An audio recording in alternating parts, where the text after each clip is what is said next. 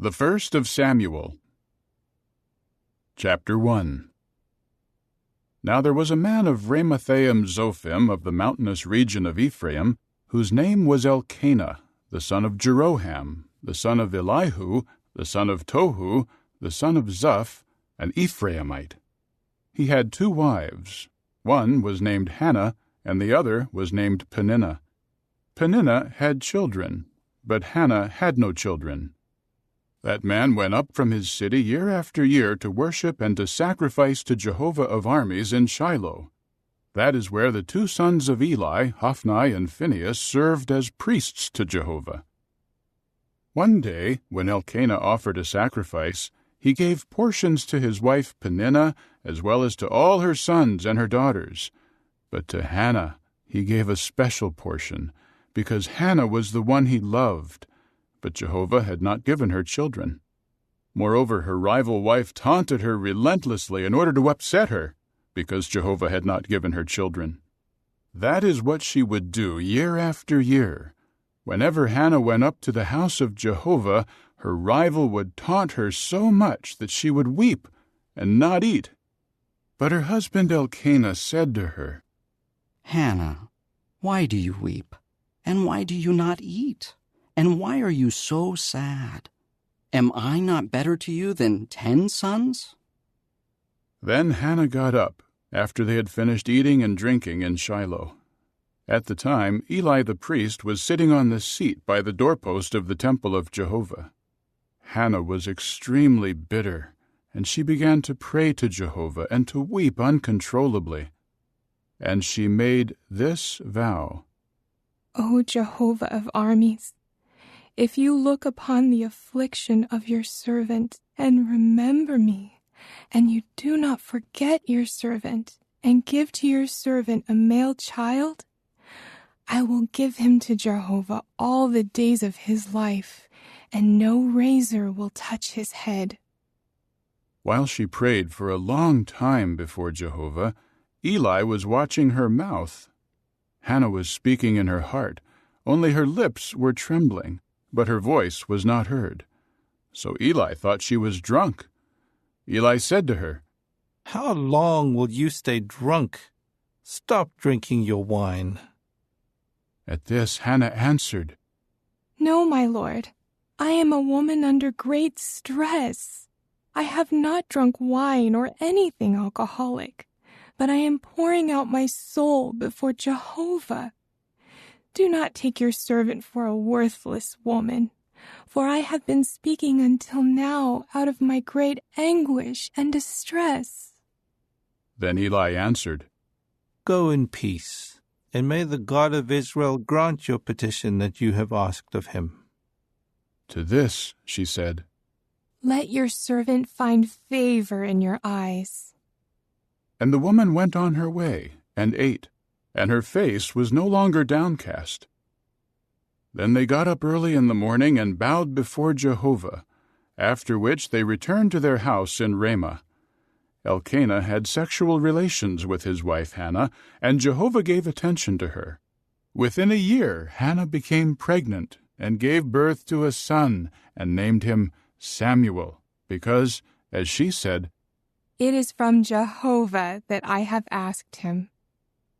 In time, Elkanah went up with all his household to offer the yearly sacrifice to Jehovah, and to present his vow offering. But Hannah did not go up, for she said to her husband, As soon as the boy is weaned, I will bring him. Then he will appear before Jehovah, and remain there from then on. Elkanah her husband then said to her, Do what you think is best. Stay at home until you wean him. May Jehovah carry out what you have said. So the woman stayed at home and nursed her son until she weaned him. As soon as she had weaned him, she took him up to Shiloh, along with a 3-year-old bull, 1 ephah of flour, and a large jar of wine. And she came to the house of Jehovah in Shiloh, and brought the young boy with her. Then they slaughtered the bull, and brought the boy to Eli. With that she said, Pardon me, my lord. As surely as you live, my lord, I am the woman who was standing with you in this place to pray to Jehovah. It was for this boy that I prayed, and Jehovah granted my petition that I asked of him. I, in turn, now lend him to Jehovah. For all his days he is lent to Jehovah." And he bowed down there to Jehovah. Chapter 2. Then Hannah said in prayer, "My heart rejoices in Jehovah. My horn is exalted by Jehovah. My mouth is opened wide against my enemies, for I rejoice in your acts of salvation. There is no one holy like Jehovah. There is no one but you, and there is no rock like our God. Do not keep speaking with haughtiness. Let nothing arrogant come from your mouth, for Jehovah is a God of knowledge, and by him deeds are rightly evaluated. The bows of mighty men are shattered, but those who are stumbling are given strength. The well-fed must hire themselves out for bread, but the hungry hunger no more. The barren has given birth to 7, but she who had many sons has become desolate. Jehovah kills, and he preserves life. He brings down to the grave, and he raises up. Jehovah impoverishes, and he enriches. He abases, and he exalts. He raises the lowly one from the dust. He lifts up the poor from the ash heap to make them sit with princes, giving them a seat of honor. To Jehovah belong earth's supports, and he places the productive land upon them. He guards the steps of his loyal ones, but the wicked will be silenced in darkness, for not by power does a man prevail. Jehovah will shatter those fighting against him. He will thunder against them from the heavens. Jehovah will judge to the ends of the earth. He will give power to his king and exalt the horn of his anointed one." Then Elkanah went to his house in Ramah, but the boy became a minister of Jehovah before Eli the priest. Now the sons of Eli were wicked men. They had no regard for Jehovah. This is what they did with the due right of the priests from the people. Whenever any man was offering a sacrifice, an attendant of the priest came with a 3-pronged fork in his hand when the meat was boiling, and he would thrust it into the basin, the 2-handled cooking pot, the cauldron, or the 1-handled cooking pot. Whatever the fork brought up, the priest would take for himself. That is what they would do in Shiloh to all the Israelites coming there. Also, even before the man sacrificing could make the fat smoke, an attendant of the priest would come and say to him, "Give the priest meat to roast. He will not take boiled meat from you, only raw meat."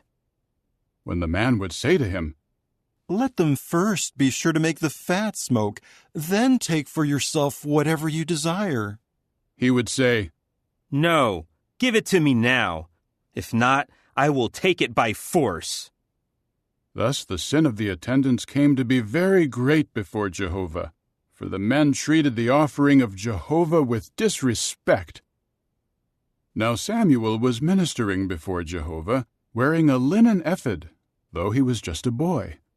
Also his mother would make for him a little sleeveless coat, and she brought it up to him year after year when she came up with her husband to offer the yearly sacrifice. And Eli blessed Elkanah and his wife, and said, "May Jehovah grant you a child from this wife, in place of the one who was lent to Jehovah." And they went back home. Jehovah turned his attention to Hannah, so that she could conceive, and she gave birth to 3 more sons and 2 daughters. And the boy Samuel continued growing up before Jehovah. Now Eli was very old, but he had heard about everything that his sons were doing to all Israel, and how they would lie down with the women who served at the entrance of the tent of meeting. He used to say to them, "Why do you keep doing things like these? For the things I am hearing about you from all the people are bad. No, my sons, the report that I hear circulating among the people of Jehovah is not good.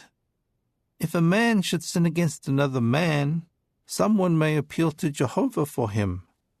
But if a man should sin against Jehovah, who can pray for him?" But they refused to listen to their father, for Jehovah had determined to put them to death. Meanwhile, the boy Samuel kept growing in stature and in favor both with Jehovah and with the people. A man of God came to Eli and said to him, "This is what Jehovah says. Did I not plainly reveal myself to your father's house while they were in Egypt as slaves to the house of Pharaoh? And he was chosen out of all the tribes of Israel to serve as my priest and to go up on my altar to make sacrifices, to offer incense, and to bear an ephod before me. And I gave to the house of your forefather all the offerings made by fire of the Israelites. Why do you men scorn my sacrifice and my offering that I have commanded in my place of dwelling? Why do you keep honoring your sons more than me by fattening yourselves from the best portions of every offering of my people Israel? That is why the word of Jehovah the God of Israel is, I did indeed say that your house and the house of your forefather would always walk before me. But now, Jehovah declares, it is unthinkable on my part, because those honoring me I will honor, but those despising me will be treated with contempt. Look, days are coming when I will cut off your strength and that of your father's house, so that no man in your house will live to old age. And you will look upon a rival in my dwelling amid all the good that is done to Israel, and never again will there be an old man in your house. The man of yours whom I do not cut off from serving at my altar will cause your eyes to fail and will bring you grief, but the greater number of your house will die by the sword of men. And what happens to your two sons, Hophni and Phinehas, will be the sign for you. On one day, both of them will die. Then I will raise up for myself a faithful priest. He will act in harmony with what is my heart's desire, and I will build for him a lasting house, and he will walk before my anointed one always. Anyone who remains in your house will come and bow down to him for the payment of money and a loaf of bread, and will say, Assign me, please, to one of the priestly offices to eat a piece of bread. Chapter 3. Meanwhile the boy Samuel was ministering to Jehovah before Eli, but word from Jehovah had become rare in those days. Visions were not widespread. One day Eli was lying down in his usual place, and his eyes had grown dim. He was not able to see. The lamp of God had not yet been extinguished, and Samuel was lying in the temple of Jehovah, where the ark of God was. Jehovah then called Samuel. He answered, Here I am. He ran to Eli and said, Here I am, for you called me. But he said, I did not call. Lie down again. So he went and lay down. Jehovah called once again, Samuel. At this Samuel got up and went to Eli and said, Here I am, for you called me. But he said, I did not call, my son. Lie down again. Now Samuel had not yet come to know Jehovah, and the word of Jehovah had not yet been revealed to him. So Jehovah called again a third time, Samuel. At that he got up and went to Eli and said, Here I am, for you called me. Eli then realized that it was Jehovah who was calling the boy. So Eli said to Samuel, Go, lie down, and if he calls you, you should say, Speak, Jehovah, for your servant is listening. And Samuel went and lay down in his place. Jehovah came and stood there, and he called as at the other times, "Samuel, Samuel." At this Samuel said, Speak, for your servant is listening. Jehovah said to Samuel, "Look, I am doing something in Israel that will make both ears of anyone who hears about it tingle. On that day I will carry out toward Eli all that I said about his house, from start to finish. You must tell him that I am bringing a lasting judgment on his house for the error that he has known about. For his sons are cursing God, but he has not rebuked them. That is why I have sworn to the house of Eli that the error of the house of Eli will never be atoned for by sacrifices or by offerings." Samuel lay down until the morning. Then he opened the doors of Jehovah's house. Samuel was afraid to tell Eli of the vision. But Eli called for Samuel. Samuel, my son. At this he said, Here I am. He asked, What message did he speak to you? Please, do not hide it from me. May God do so to you and add to it, if you hide from me a single word of all that he said to you. So Samuel told him everything, and he did not hide anything from him. Eli said, It is Jehovah. Let him do what is good in his eyes. Samuel continued growing up, and Jehovah himself was with him, and did not let any of all his words go unfulfilled. All Israel, from Dan to Beersheba, became aware that Samuel had been confirmed as Jehovah's prophet. And Jehovah continued to appear in Shiloh, for Jehovah revealed himself to Samuel in Shiloh by the word of Jehovah. Chapter 4.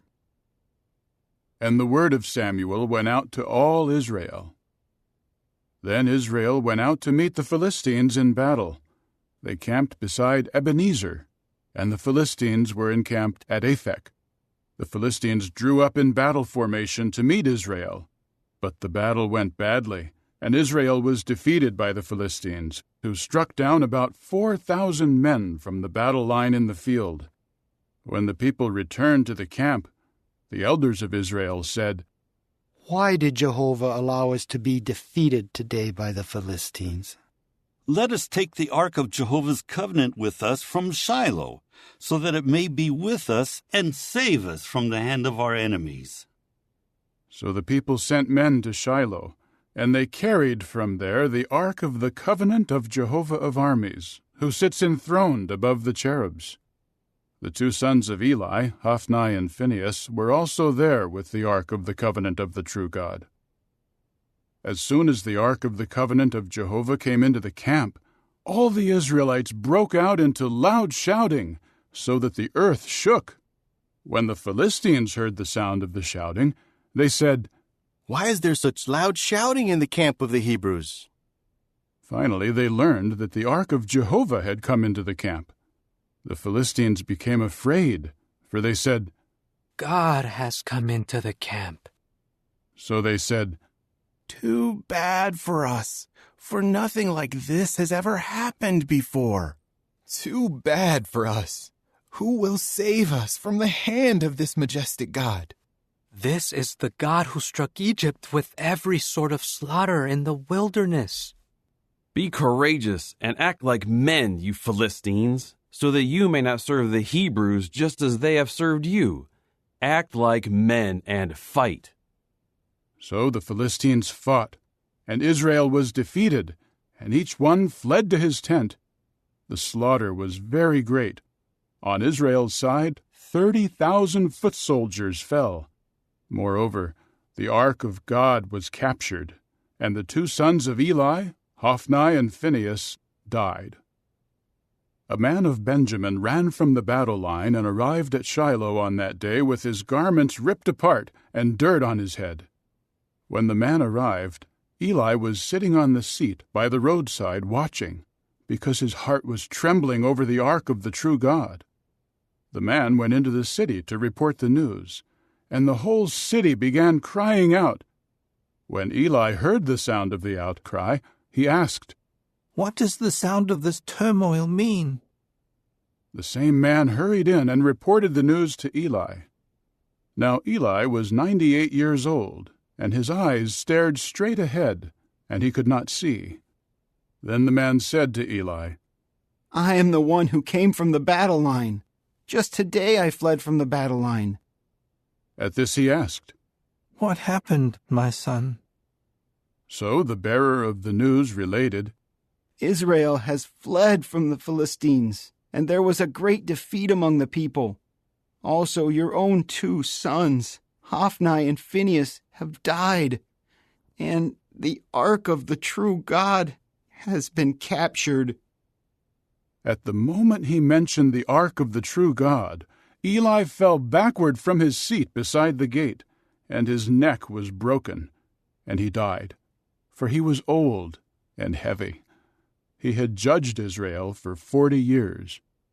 His daughter-in-law, the wife of Phinehas, was pregnant and close to giving birth.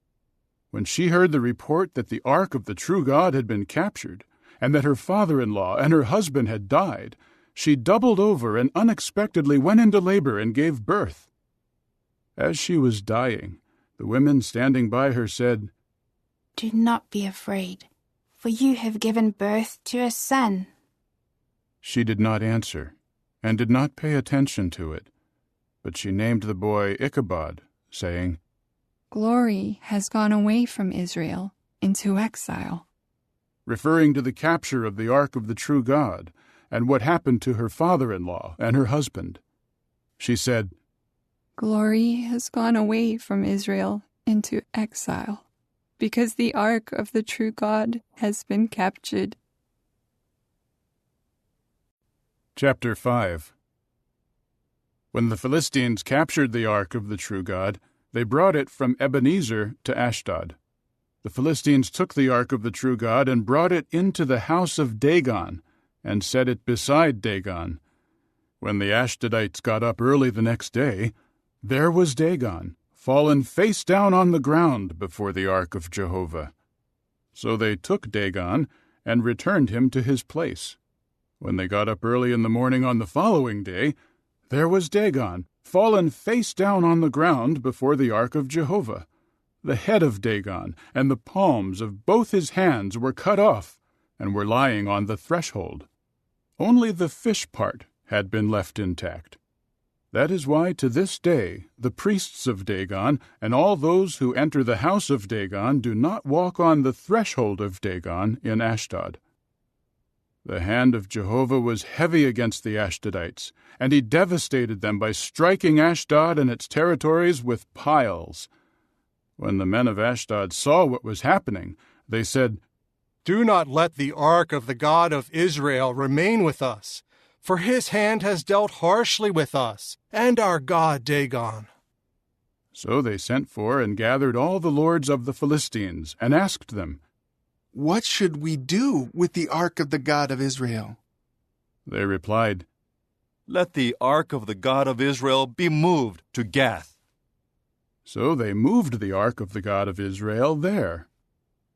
After they moved it there, the hand of Jehovah came against the city, bringing great panic. He struck the men of the city from small to great, and piles broke out on them. So they sent the ark of the true God to Ekron. But as soon as the ark of the true God came to Ekron, the Ekronites began to cry out, They have brought the ark of the God of Israel to us, to put us and our people to death. Then they sent for and gathered all the lords of the Philistines, and said, Send the ark of the God of Israel away. Let it return to its place, so that we and our people may not be put to death. For the terror of death had spread through the whole city. The hand of the true God had been very heavy there, and the men who did not die had been struck with piles, and the city's cry for help ascended to the heavens. Chapter 6. The ark of Jehovah was in Philistine territory for 7 months. The Philistines called the priests and the diviners and asked, What should we do with the ark of Jehovah? Let us know how we should send it back to its place. They replied, If you send the ark of the covenant of Jehovah, the God of Israel, away, do not send it back without an offering. You should by all means return to him a guilt offering. Only then will you be healed, and it will be made known to you why his hand has not turned away from you. So they asked, What guilt offering should we send to him? They said, According to the number of the lords of the Philistines, send 5 golden piles and 5 golden mice, for the same scourge has afflicted every one of you and your lords. You should make images of your piles and images of your mice that are bringing the land to ruin, and you should honor the God of Israel. Perhaps he will lighten the weight of his hand that is on you and your God and your land. Why should you harden your heart as Egypt and Pharaoh hardened their hearts? When he dealt harshly with them, they had to send Israel away, and they departed. Now prepare a new wagon, and 2 cows that have calves and have never been under a yoke. Then hitch the cows to the wagon, but take their calves back home, away from them. Take the ark of Jehovah and place it on the wagon, and put the golden articles that you are sending to him as a guilt offering in a box next to it. Then send it on its way, and watch. If it goes up the road to Bethshemesh, to its own territory, then he is the one who has done this great evil to us. But if not, we will know that it was not his hand that struck us. It happened to us by coincidence. The men did accordingly. They took 2 cows that had calves and hitched them to the wagon, and the calves they penned up at home. Then they put the ark of Jehovah on the wagon, as well as the box containing the golden mice and the images of their piles. And the cows went straight ahead on the road to Bethshemesh. They stayed on the one highway, mooing as they went. They did not turn either to the right or to the left. All the while the lords of the Philistines were walking behind them as far as the boundary of Bethshemesh. The people of Bethshemesh were reaping the wheat harvest in the valley plain. When they raised their eyes and saw the ark, they were overjoyed at seeing it. The wagon came into the field of Joshua the Bethshemite and stopped there, near a large stone. So they chopped up the wood of the wagon, and they offered the cows as a burnt offering to Jehovah. The Levites took down the ark of Jehovah, and the box that was with it, which contained the golden articles, and they put them on the large stone. The men of Bethshemesh offered up burnt offerings and made sacrifices on that day to Jehovah. When the 5 lords of the Philistines saw it, they returned to Ekron on that day. Now these are the golden piles that the Philistines sent as a guilt offering to Jehovah: 1 for Ashdod, 1 for Gaza, 1 for Ashkelon, 1 for Gath, 1 for Ekron. And the number of the golden mice corresponded to the number of all the cities of the Philistines that belonged to the 5 lords, both the fortified cities and the villages in the open country. And the large stone upon which they rested the ark of Jehovah serves as a witness down to this day in the field of Joshua the Bethshemite. But God struck down the men of Bethshemesh because they had looked upon the ark of Jehovah. He struck down 50,070 among the people, and the people began mourning, because Jehovah had struck them down with a great slaughter. So the men of Bethshemesh asked, Who will be able to stand before Jehovah, this holy God, and to whom will he go away from us? So they sent messengers to the inhabitants of Kiriath Jearim, saying, The Philistines have returned the ark of Jehovah. Come down and take it up with you. Chapter 7. So the men of Kiriath Jearim came and took the ark of Jehovah up into the house of Abinadab on the hill, and they sanctified his son Eleazar to guard the ark of Jehovah. A long time elapsed, 20 years in all, from the day of the ark's coming to Kiriath Jearim, and all the house of Israel began to seek after Jehovah.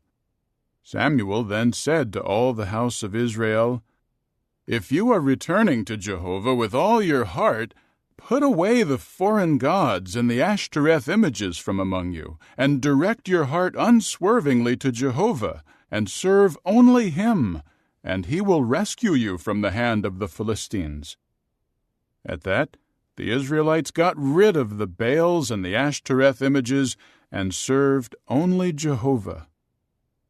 Then Samuel said, "Gather all Israel together at Mizpah, and I will pray to Jehovah in your behalf." So they gathered together at Mizpah, and they drew water and poured it out before Jehovah, and kept a fast on that day. There they said, "We have sinned against Jehovah." And Samuel began serving as judge over the Israelites in Mizpah. When the Philistines heard that the Israelites had gathered together at Mizpah, the lords of the Philistines went up against Israel. When the Israelites heard of it, they were afraid because of the Philistines. So the Israelites said to Samuel, "Do not stop calling to Jehovah our God to help us and to save us from the hand of the Philistines." Then Samuel took a suckling lamb and offered it up as a whole burnt offering to Jehovah. And Samuel called to Jehovah for help in behalf of Israel, and Jehovah answered him. As Samuel was offering up the burnt offering, the Philistines advanced for battle against Israel. Jehovah now caused it to thunder loudly on that day against the Philistines, and he threw them into confusion, and they were defeated before Israel. At that, the men of Israel went out from Mizpah and pursued the Philistines, striking them down as far as south of Beth-kar. Then Samuel took a stone and set it between Mizpah and Jeshanah, and named it Ebenezer, for he said, "Until now Jehovah has helped us."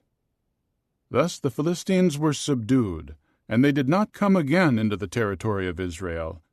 And the hand of Jehovah continued against the Philistines all the days of Samuel. Also, the cities that the Philistines had taken from Israel were returned to Israel, from Ekron to Gath, and Israel recovered their territory from the hand of the Philistines. There was also peace between Israel and the Amorites. Samuel kept on judging Israel throughout his life. Each year he traveled in a circuit to Bethel, Gilgal, and Mizpah, and he judged Israel in all these places. But he would return to Ramah, because his house was there, and there he also judged Israel. He built an altar there to Jehovah.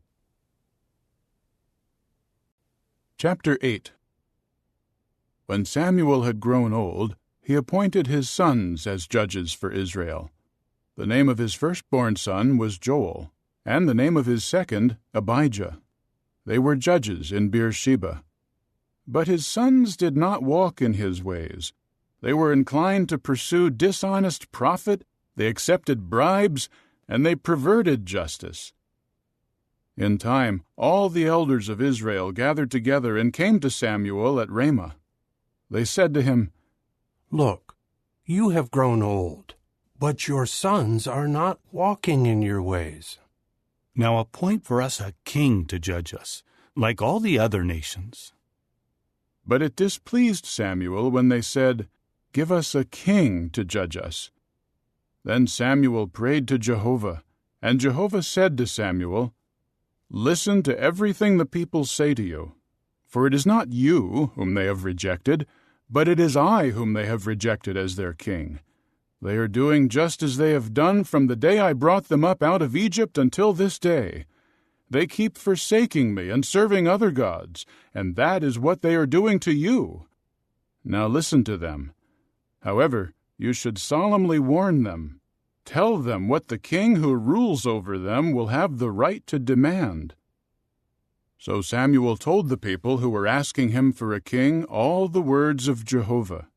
He said, "This is what the king who rules over you will have the right to demand.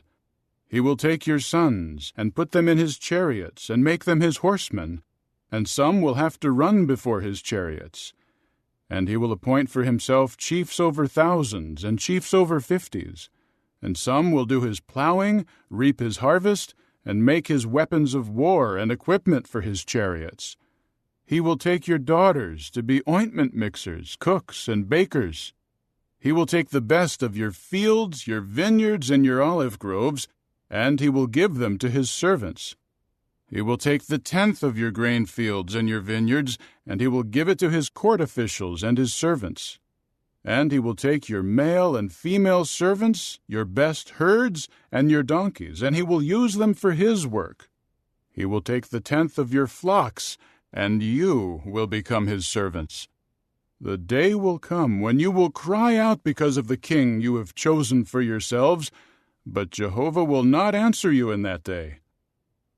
However, the people refused to listen to what Samuel told them, and they said, "No, we are determined to have a king over us."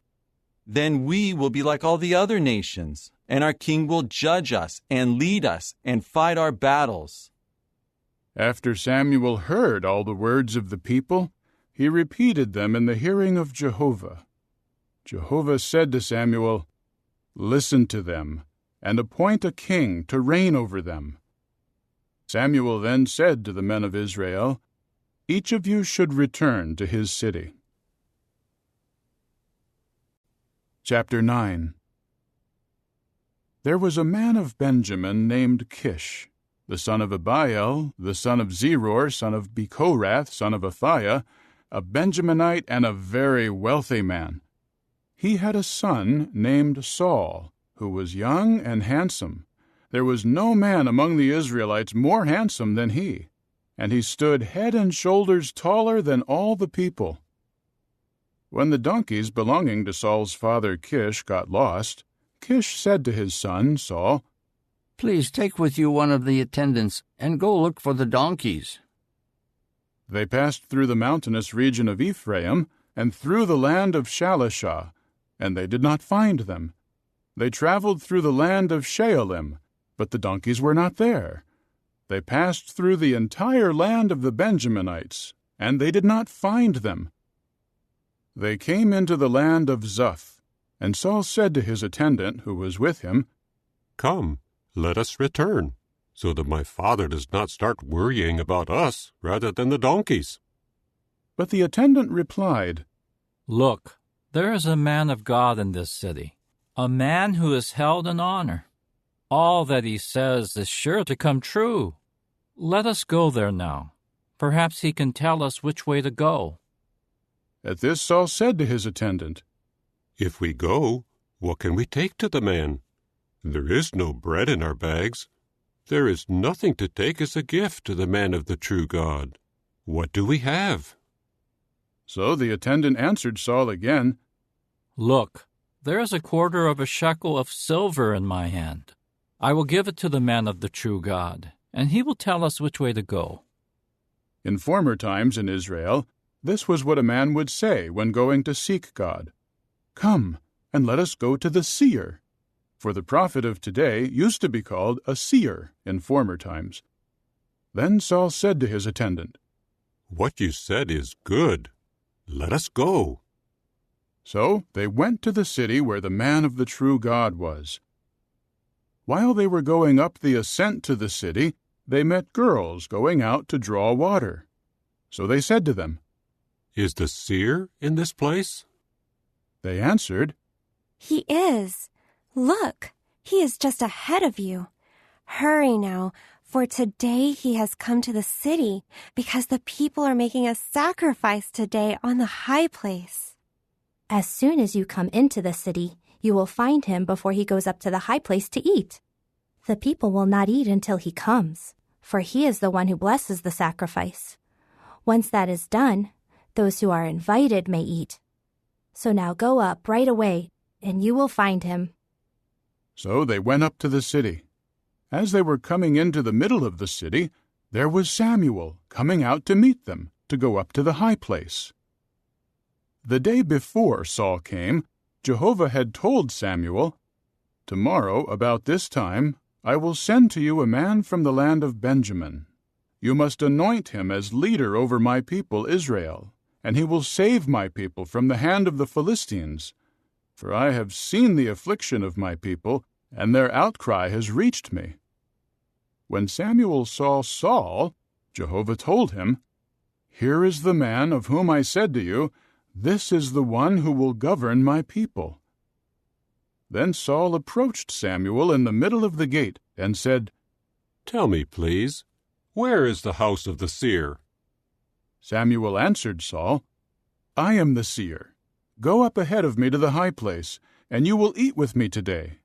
I will send you away in the morning, and I will tell you all that you want to know. As for the donkeys that were lost 3 days ago, do not worry about them, for they have been found. And to whom does all that is desirable of Israel belong? Is it not to you, and to the whole house of your father?" At this Saul answered, "Am I not a Benjaminite, of the smallest of the tribes of Israel? And my family the most insignificant of all the families of the tribe of Benjamin? So why have you spoken to me in this way?" Then Samuel took Saul and his attendant and brought them to the dining hall, and gave them a place at the head of those invited. There were about 30 men.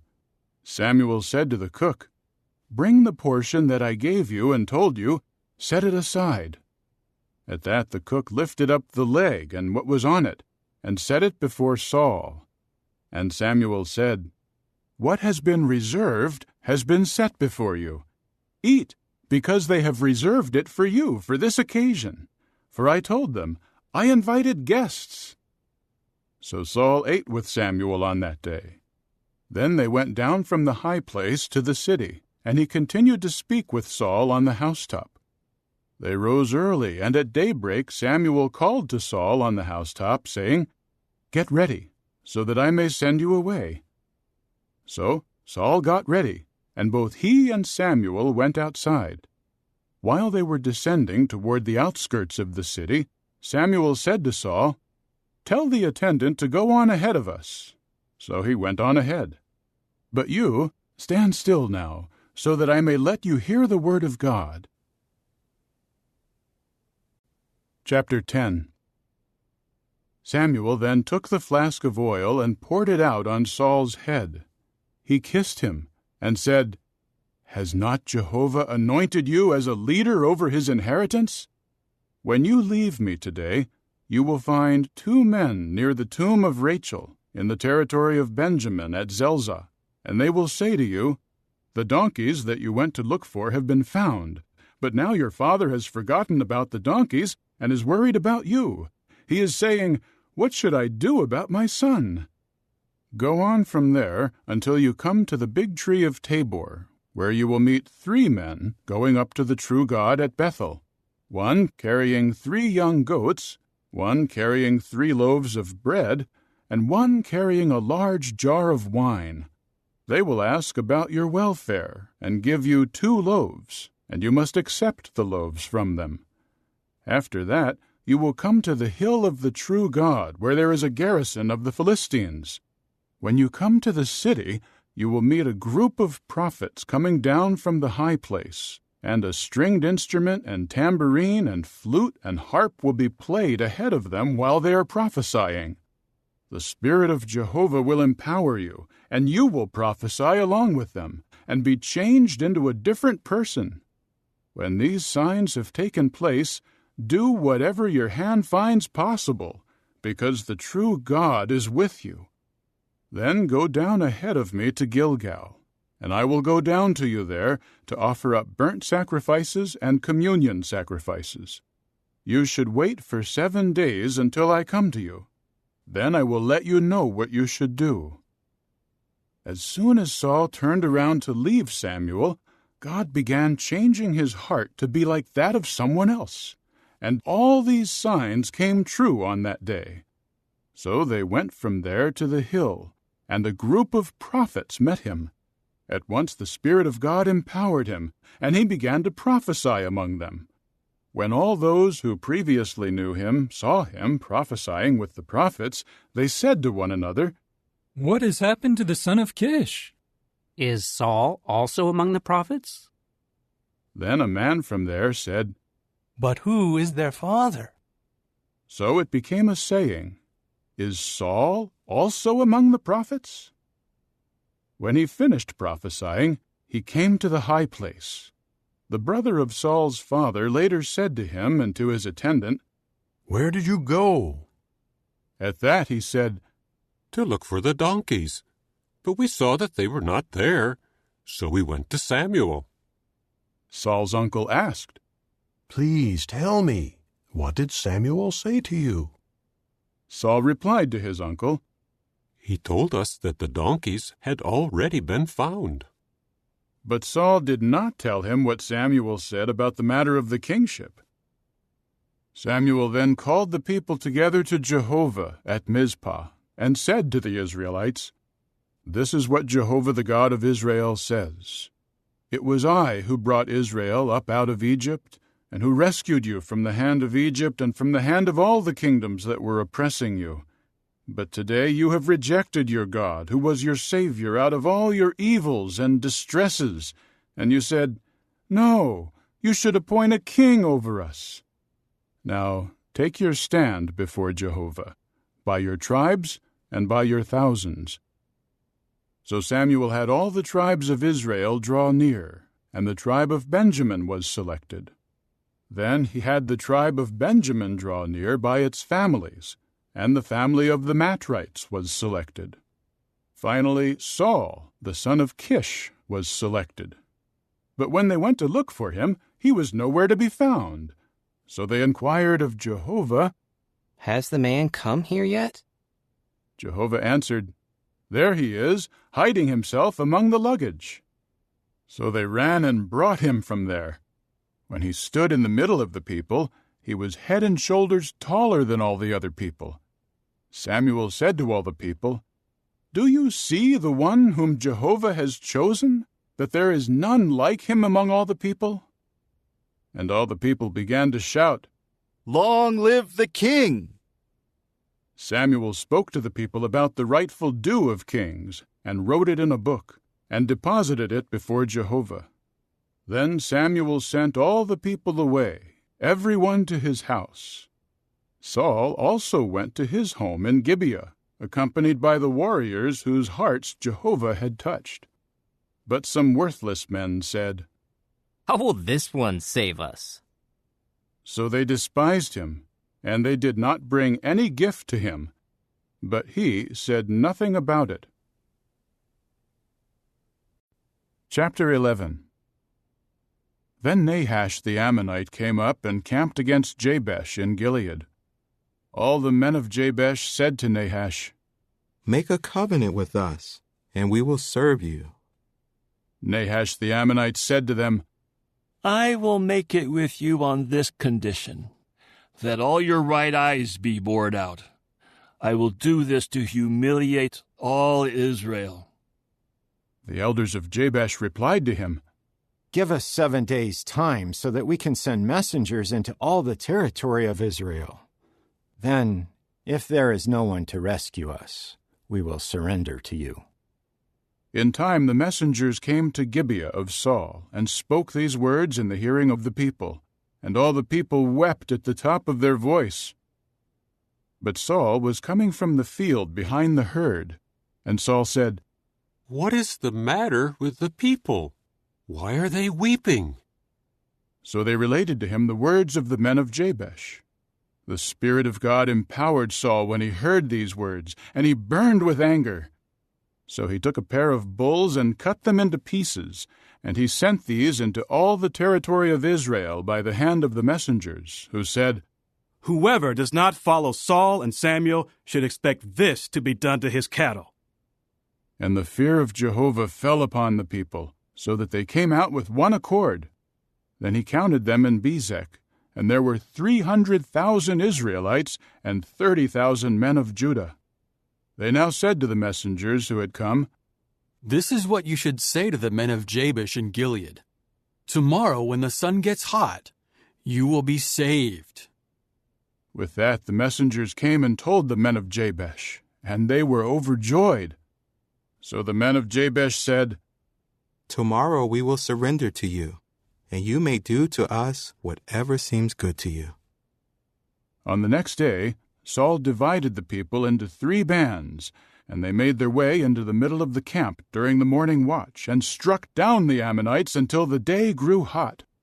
Those who survived were scattered, so that no two of them were left together. Then the people said to Samuel, "Who was saying, 'Is Saul to be king over us?' Hand the men over, and we will put them to death." However, Saul said, "Not a man should be put to death on this day, for today Jehovah has rescued Israel." Samuel later said to the people, "Come and let us go to Gilgal to reconfirm the kingship." So all the people went to Gilgal, and in Gilgal they made Saul king before Jehovah. Then they offered communion sacrifices there before Jehovah, and Saul and all the men of Israel celebrated with great joy. Chapter 12. Finally Samuel said to all Israel, "Here I have done all that you asked of me, and I appointed a king to reign over you. Now here is the king who is leading you. As for me, I have grown old and gray, and my sons are here with you, and I have led you from my youth until this day. Here I am. Testify against me before Jehovah and before his anointed one. Whose bull or whose donkey have I taken? Or whom have I defrauded or crushed? From whose hand have I accepted a bribe to make me look the other way? If I have, I will restore it to you." To this they said, "You have not defrauded us, or crushed us, or accepted anything at all from anyone's hand." So he said to them, "Jehovah is a witness against you, and his anointed one is a witness this day that you have found nothing to accuse me of." To this they said, "He is a witness." So Samuel said to the people, "Jehovah, who used Moses and Aaron, and who brought your forefathers up out of the land of Egypt, is a witness. And now take your positions, and I will judge you before Jehovah, in view of all the righteous acts that Jehovah has done for you and for your forefathers. As soon as Jacob had come into Egypt, and your forefathers began calling to Jehovah for help, Jehovah sent Moses and Aaron to lead your forefathers out of Egypt, and to cause them to dwell in this place. But they forgot Jehovah their God, and he sold them into the hand of Sisera, the chief of the army of Hazor, and into the hand of the Philistines, and into the hand of the king of Moab, and they fought against them. And they called to Jehovah for help, and said, 'We have sinned, for we have left Jehovah to serve the Baals and the Ashtoreth images. Now rescue us out of the hand of our enemies, so that we may serve you.' Then Jehovah sent Jerubbaal, and Bedan, and Jephthah, and Samuel, and rescued you from the hand of the enemies all around you, so that you could live in security. When you saw that Nahash, the king of the Ammonites, had come against you, you kept saying to me, 'No, we are determined to have a king over us, even though Jehovah your God is your king. Now here is the king whom you have chosen, the one you asked for. Look, Jehovah has appointed a king over you. If you fear Jehovah and serve him and obey his voice, and you do not rebel against the order of Jehovah, and both you and the king who reigns over you follow Jehovah your God, fine. But if you do not obey the voice of Jehovah, and you rebel against the order of Jehovah, the hand of Jehovah will be against you and your fathers. Now take your positions, and see this great thing that Jehovah is doing before your eyes. Is it not the wheat harvest today? I will call on Jehovah to make it thunder and rain. Then know and understand what an evil thing you have done in the eyes of Jehovah in asking for a king for yourselves." At that Samuel called to Jehovah, and Jehovah made it thunder and rain on that day, so that all the people were greatly in fear of Jehovah and of Samuel. And all the people said to Samuel, "Pray to Jehovah your God for your servants, as we do not want to die, for we have added to all our sins another evil by asking for a king." So Samuel said to the people, "Do not be afraid. You have indeed done all this evil. Only do not turn away from following Jehovah, and serve Jehovah with all your heart. Do not turn away to follow the empty things, which are of no benefit and cannot rescue, because they are empty. For the sake of his great name, Jehovah will not abandon his people, for Jehovah has taken it upon himself to make you his people.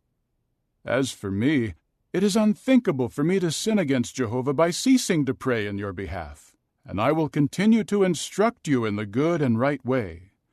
Only fear Jehovah and serve him faithfully with all your heart, for see what great things he has done for you. But if you flagrantly do what is bad, you will be swept away, both you and your king. Chapter 13. Saul was years old when he became king, and for 2 years he reigned over Israel. Saul chose 3,000 men out of Israel. 2,000 of these were with Saul at Michmash and in the mountainous region of Bethel, and 1,000 were with Jonathan at Gibeah of Benjamin. He sent the rest of the people away, each one to his tent. Then Jonathan struck down the garrison of the Philistines that was in Geba, and the Philistines heard about it. And Saul had the horn blown throughout all the land, saying, "Let the Hebrews hear." All Israel heard the news. Saul has struck down a garrison of the Philistines, and now Israel has become a stench among the Philistines. So the people were summoned to follow Saul at Gilgal. The Philistines also gathered together to fight against Israel, with 30,000 war chariots and 6,000 horsemen, and troops as numerous as the grains of sand on the seashore. And they went up and camped in Michmash to the east of Bethaven. And the men of Israel saw that they were in trouble, because they were hard pressed. So the people hid in the caves, the hollows, the crags, the cellars, and the cisterns. Some of the Hebrews even crossed the Jordan to the land of Gad and Gilead. But Saul was still in Gilgal, and all the people following him were trembling. He continued waiting for 7 days until the designated time that Samuel had set. But Samuel did not come to Gilgal, and the people were scattering from him. Finally Saul said, "Bring to me the burnt sacrifice and the communion sacrifices." And he offered up the burnt sacrifice. But as soon as he had finished offering up the burnt sacrifice, Samuel arrived. So Saul went out to meet him and bless him. Then Samuel said, "What have you done?" Saul replied, "I saw that the people were deserting me, and you did not come within the designated time, and the Philistines were gathering together at Michmash. So I said to myself, now the Philistines will come down against me at Gilgal, and I have not sought the favor of Jehovah. So I felt obligated to offer up the burnt sacrifice." At this Samuel said to Saul, "You have acted foolishly. You have not obeyed the commandment that Jehovah your God gave you. If you had, Jehovah would have made your kingdom firm over Israel forever. But now your kingdom will not last. Jehovah will find a man agreeable to his heart, and Jehovah will commission him as a leader over his people, because you did not obey what Jehovah commanded you." Then Samuel rose and went his way up from Gilgal to Gibeah of Benjamin, and Saul took the count of the people. Those still with him were about 600 men. Saul, his son Jonathan, and the people still with them were dwelling in Gibeah of Benjamin, and the Philistines had encamped at Michmash. And the raiding parties would go out from the camp of the Philistines in 3 bands. One band would turn toward the road to Ophrah, to the land of Shual.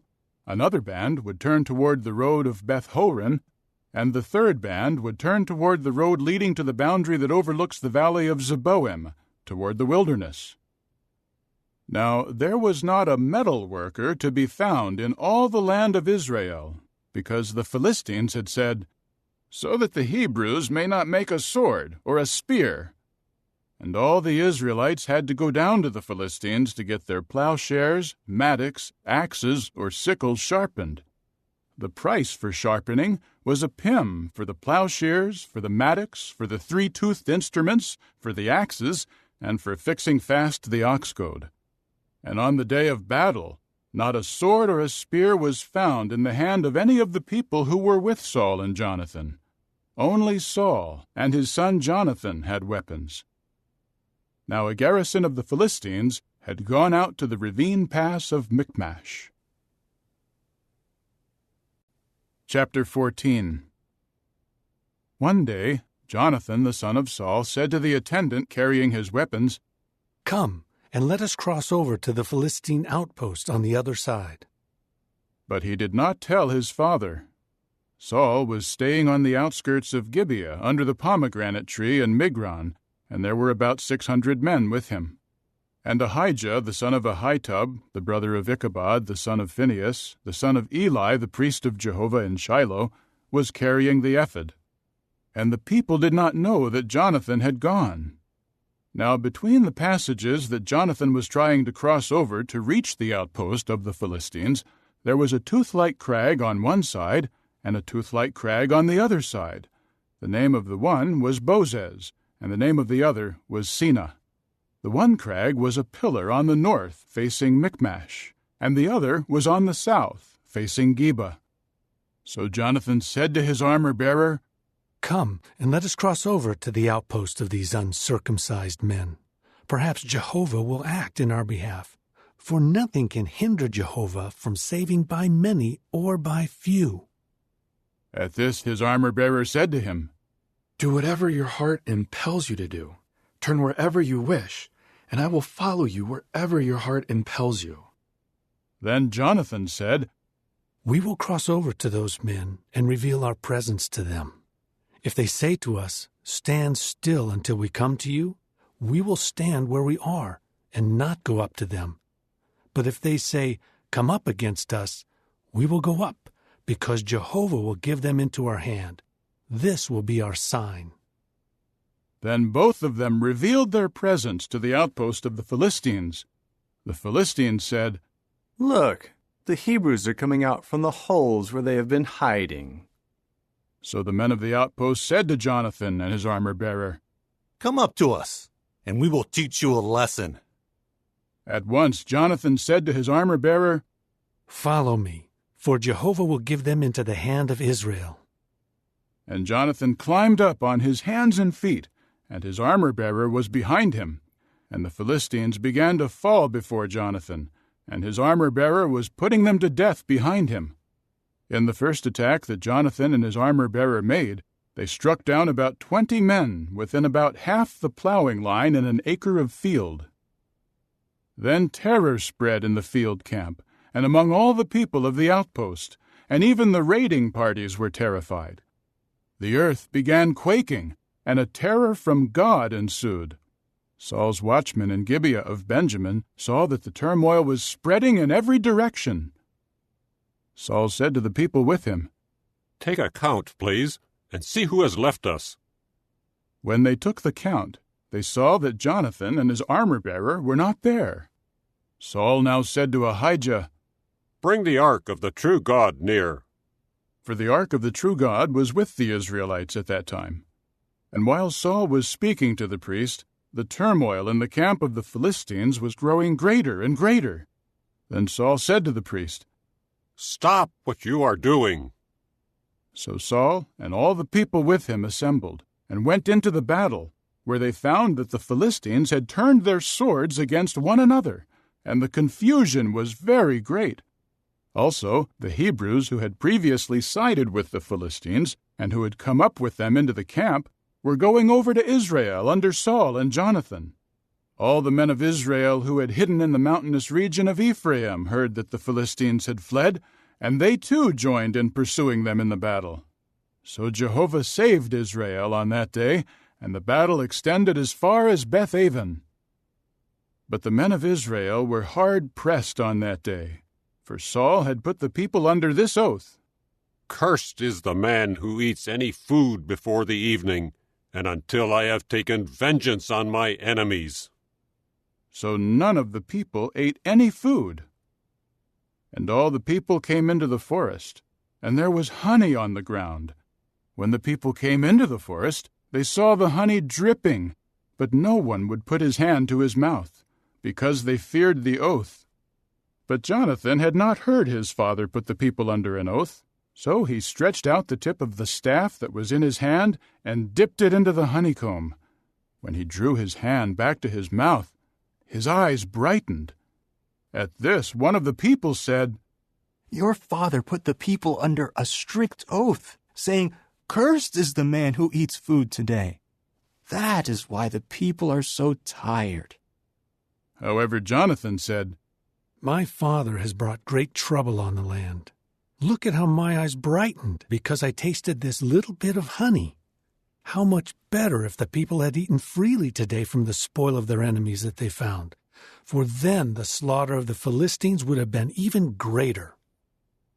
On that day they kept striking down the Philistines from Michmash to Aijalon, and the people became very tired. So the people began rushing greedily at the spoil, and they took sheep and cattle and calves and slaughtered them on the ground, and they ate the meat along with the blood. So it was reported to Saul, "Look, the people are sinning against Jehovah by eating meat with the blood." At this he said, "You have acted faithlessly. Roll a large stone to me immediately." Saul then said, "Spread out among the people and say to them, each of you must bring his bull and his sheep and slaughter them here, and then eat them. Do not sin against Jehovah by eating meat with the blood." So each of them brought his bull with him that night and slaughtered it there. And Saul built an altar to Jehovah. This was the first altar he built to Jehovah. Saul later said, "Let us go down after the Philistines by night and plunder them until the morning light. We will not leave a single survivor." To this they said, "Do whatever seems good in your eyes." Then the priest said, "Let us approach the true God here." And Saul inquired of God, "Should I go down after the Philistines? Will you give them into the hand of Israel?" But God did not answer him on that day. So Saul said, "Come here, all you chiefs of the people, and find out what sin has been committed today.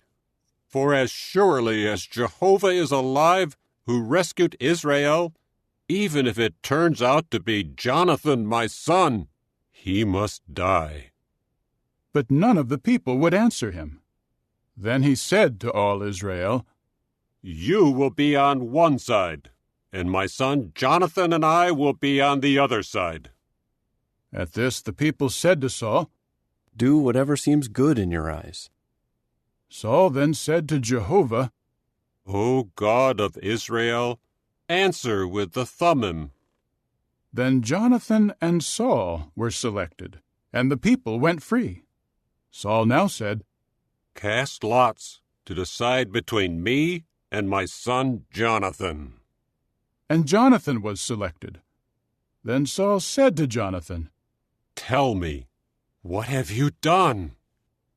So Jonathan told him, "I merely tasted a little honey on the tip of the staff in my hand. Here I am. I am ready to die." At this Saul said, "Thus may God do, and may he add to it if you do not die, Jonathan." But the people said to Saul, "Should Jonathan die, the one who brought this great victory to Israel? It is unthinkable."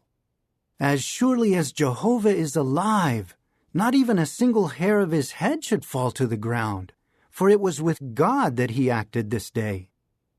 With that, the people rescued Jonathan, and he did not die. So Saul stopped pursuing the Philistines, and the Philistines went to their own territory. Saul secured the kingship over Israel and fought against all his enemies on every side, against the Moabites, the Ammonites, the Edomites, the kings of Zobah, and the Philistines. And wherever he went, he defeated them. And he fought bravely and conquered the Amalekites and rescued Israel from the hand of their plunderers. The sons of Saul were Jonathan, Ishvi, and Malchishua. And he had 2 daughters. The name of the older one was Merab, and the name of the younger one, Michal. The name of Saul's wife was Ahinoam, the daughter of Ahimaaz. The name of the chief of his army was Abner, the son of Ner, the uncle of Saul. Kish was the father of Saul, and Ner, the father of Abner, was the son of Abiel. There was fierce warfare with the Philistines all the days of Saul. When Saul saw any strong or courageous man, he would recruit him into his service. Chapter 15. Then Samuel said to Saul, "Jehovah sent me to anoint you as king over his people Israel. Now listen to what Jehovah has to say. This is what Jehovah of armies says. I will call to account the Amalekites for what they did to Israel when they opposed them along their way coming up from Egypt. Now go and strike down the Amalekites and devote them to destruction, along with all that they have. You must not spare them. You are to put them to death, man as well as woman, child as well as infant, bull as well as sheep, camel as well as donkey." Saul summoned the people and counted them in Telaim. There were 200,000 foot soldiers and 10,000 men of Judah. Saul advanced as far as the city of Amalek and set an ambush by the valley. Saul then said to the Kenites, "Go, depart from among the Amalekites, so that I do not sweep you away with them. For you showed loyal love to all the people of Israel at the time they came up out of Egypt." So the Kenites departed from the midst of Amalek.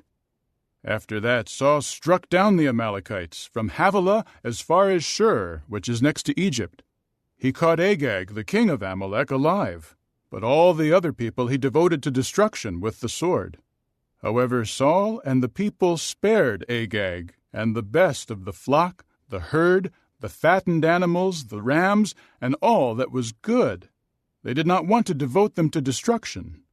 But all the goods that were worthless and unwanted, these they devoted to destruction. Then the word of Jehovah came to Samuel. "I regret that I have made Saul king, for he has turned away from following me, and he has not carried out my words." Samuel became very upset, and he kept crying out to Jehovah all night long. When Samuel got up early in the morning to meet Saul, Samuel was told, Saul went to Carmel, and there he erected a monument for himself. Then he turned around and went down to Gilgal. When Samuel finally came to him, Saul said to him, "May Jehovah bless you. I have carried out the word of Jehovah." But Samuel said, "Then what is this sound of the flock in my ears, and the sound of the cattle that I hear?" To this Saul said, "They were brought from the Amalekites, because the people spared the best of the flock and the herd for sacrificing them to Jehovah your God. But what was left we devoted to destruction." At this Samuel said to Saul, "Stop! Let me tell you what Jehovah said to me last night." So he said to him, "Speak." Samuel continued, "Were you not insignificant in your own eyes when you were made head of the tribes of Israel, and when Jehovah anointed you as king over Israel? Jehovah later sent you on a mission and said, 'Go and devote the sinful Amalekites to destruction. Fight against them until you have exterminated them.' So why did you not obey the voice of Jehovah?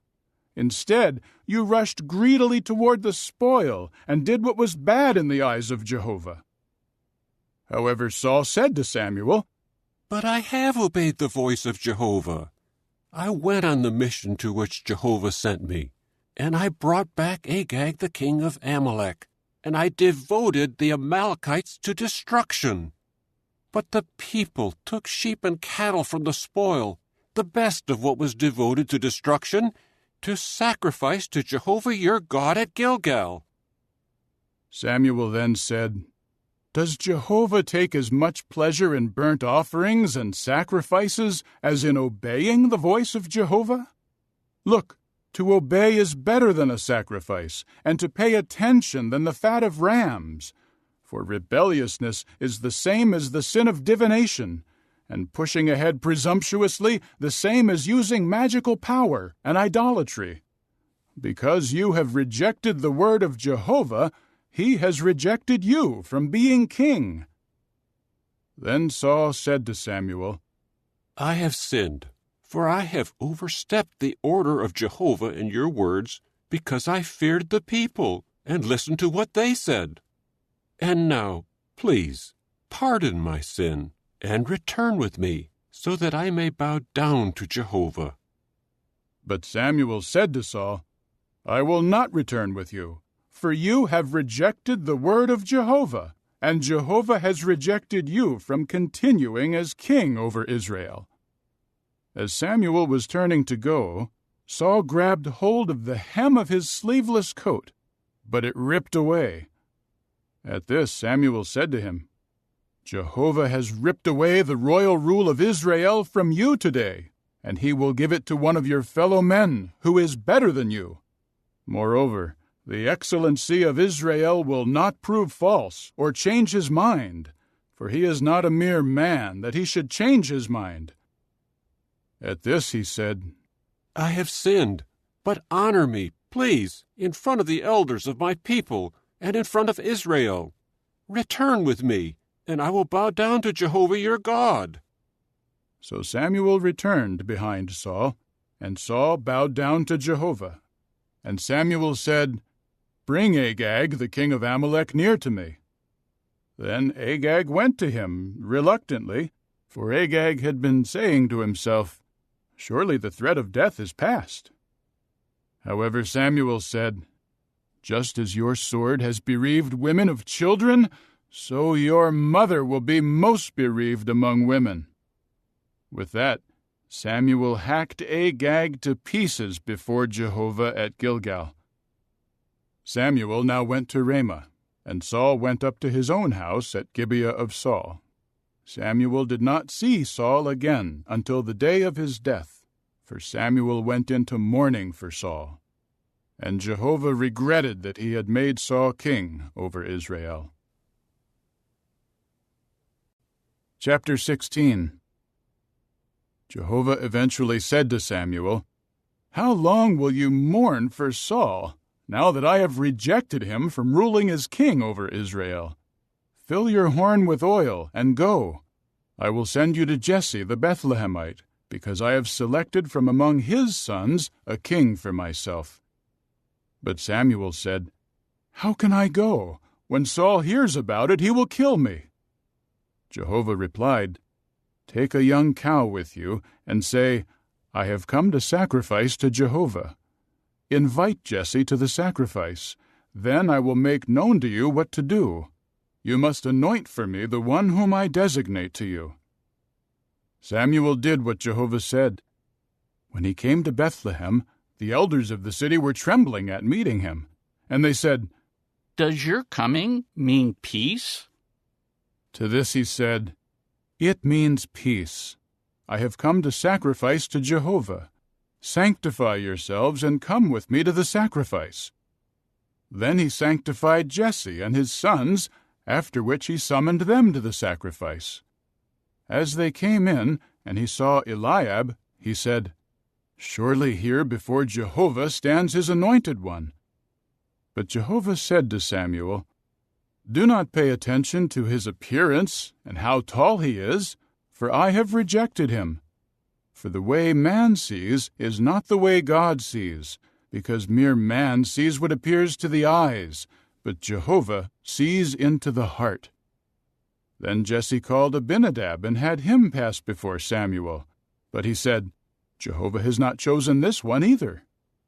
Next, Jesse presented Shammah, but he said, "Jehovah has not chosen this one either." So Jesse had 7 of his sons pass before Samuel. But Samuel said to Jesse, "Jehovah has not chosen any of these." Finally Samuel said to Jesse, "Are these all of your boys?" To this he said, "The youngest has been left out until now. He is pasturing the sheep." Then Samuel said to Jesse, "Send for him, because we will not sit down for the meal until he comes here." So he sent for him and brought him in. Now he was ruddy, with beautiful eyes, and handsome in appearance. Then Jehovah said, "Get up, anoint him, for this is the one." So Samuel took the horn of oil and anointed him in the presence of his brothers. And the Spirit of Jehovah began to empower David from that day forward. Samuel later rose and went his way to Ramah. Now the Spirit of Jehovah had departed from Saul, and a bad spirit from Jehovah terrorized him. The servants of Saul said to him, "You see that a bad spirit from God is terrorizing you. Let our Lord please command your servants before you to look for a man who is skilled at playing the harp. Whenever a bad spirit from God comes upon you, he will play it, and you will feel better." So Saul said to his servants, "Find me, please, a man who plays well, and bring him to me." One of the attendants said, "Look, I have seen how a son of Jesse the Bethlehemite plays skillfully, and he is a courageous, mighty warrior. He can speak well, and he is handsome, and Jehovah is with him." Saul then sent messengers to Jesse and said, "Send to me your son David, who is with the flock." So Jesse loaded a donkey with bread, a skin bottle of wine, and a young goat, and sent them to Saul with his son David. Thus David came to Saul and began serving him. Saul grew to love him very much, and he became his armor-bearer. Saul sent a message to Jesse, "Please let David remain in my service, for he has found favor in my eyes." Whenever a bad spirit from God came upon Saul, David took the harp and played it, and Saul found relief and felt better, and the bad spirit would depart from him. Chapter 17. And the Philistines assembled their armies for war. They assembled at Socoh, which belongs to Judah, and they camped between Socoh and Azekah in Ephes-dammim. Saul and the men of Israel assembled and camped in the valley of Elah, and they drew up in battle formation to meet the Philistines. The Philistines occupied the mountain on one side, and the Israelites occupied the mountain on the other side, with the valley between them. Then a champion came out from the camps of the Philistines. His name was Goliath, from Gath, and his height was 6 cubits and a span. He had a helmet of copper on his head, and he was wearing a coat of mail of overlapping scales. The weight of the copper coat of mail was 5,000 shekels. He had shin guards of copper on his legs, and a javelin of copper slung between his shoulders. The wooden shaft of his spear was like the beam of loom workers, and the iron blade of his spear weighed 600 shekels, and his shield-bearer was marching ahead of him. Then he stood and called out to the battle line of Israel and said to them, "Why have you come out to draw up in battle formation? Am I not the Philistine? And are you not the servants of Saul? Choose a man for yourselves, and let him come down to me. If he is able to fight with me and strike me down, we will then become your servants. But if I prevail against him and strike him down, you will become our servants and serve us." The Philistine then said, "I do taunt the battle line of Israel this day. Give me a man, and let us fight it out." When Saul and all Israel heard these words of the Philistine, they became terrified and greatly afraid. Now David was the son of the Ephrathite from Bethlehem of Judah named Jesse, who had 8 sons, and who, in the days of Saul, was already an old man. The 3 oldest sons of Jesse had followed Saul to the war. The names of his 3 sons who went to war were Eliab, the firstborn, his second son Abinadab, and the third Shammah. David was the youngest, and the 3 oldest followed Saul. David was going back and forth from Saul to tend the sheep of his father at Bethlehem. Meanwhile, the Philistine would come forward and take his position each morning and each evening for 40 days. Then Jesse said to his son David, "Take, please, this ephah of roasted grain and these 10 loaves of bread, and carry them quickly to your brothers in the camp. And take these 10 portions of cheese to the chief of the 1,000. Also, you should check on the welfare of your brothers, and bring back some token from them." They were with Saul and all the other men of Israel in the valley of Elah, fighting against the Philistines. So David got up early in the morning and left someone in charge of the sheep. Then he packed up and went, just as Jesse had commanded him. When he came to the camp enclosure, the army was going out to the battle line, shouting a battle cry. Israel and the Philistines drew up, so that one battle line faced the other battle line. David immediately left his baggage in the care of the baggage keeper and ran to the battle line. When he arrived, he began asking about the welfare of his brothers. While he was speaking with them, there came the champion named Goliath, the Philistine from Gath. He came out from the battle line of the Philistines, and he spoke the same words as before, and David heard him. When all the men of Israel saw the man, they fled from him, terrified. The men of Israel were saying, "Have you seen this man who is coming out? He comes to taunt Israel." The king will give great riches to the man who strikes him down. He will give him his own daughter, and he will give the house of his father exemption in Israel. David began to say to the men who were standing near him, "What will be done for the man who strikes down that Philistine over there and takes away reproach from Israel?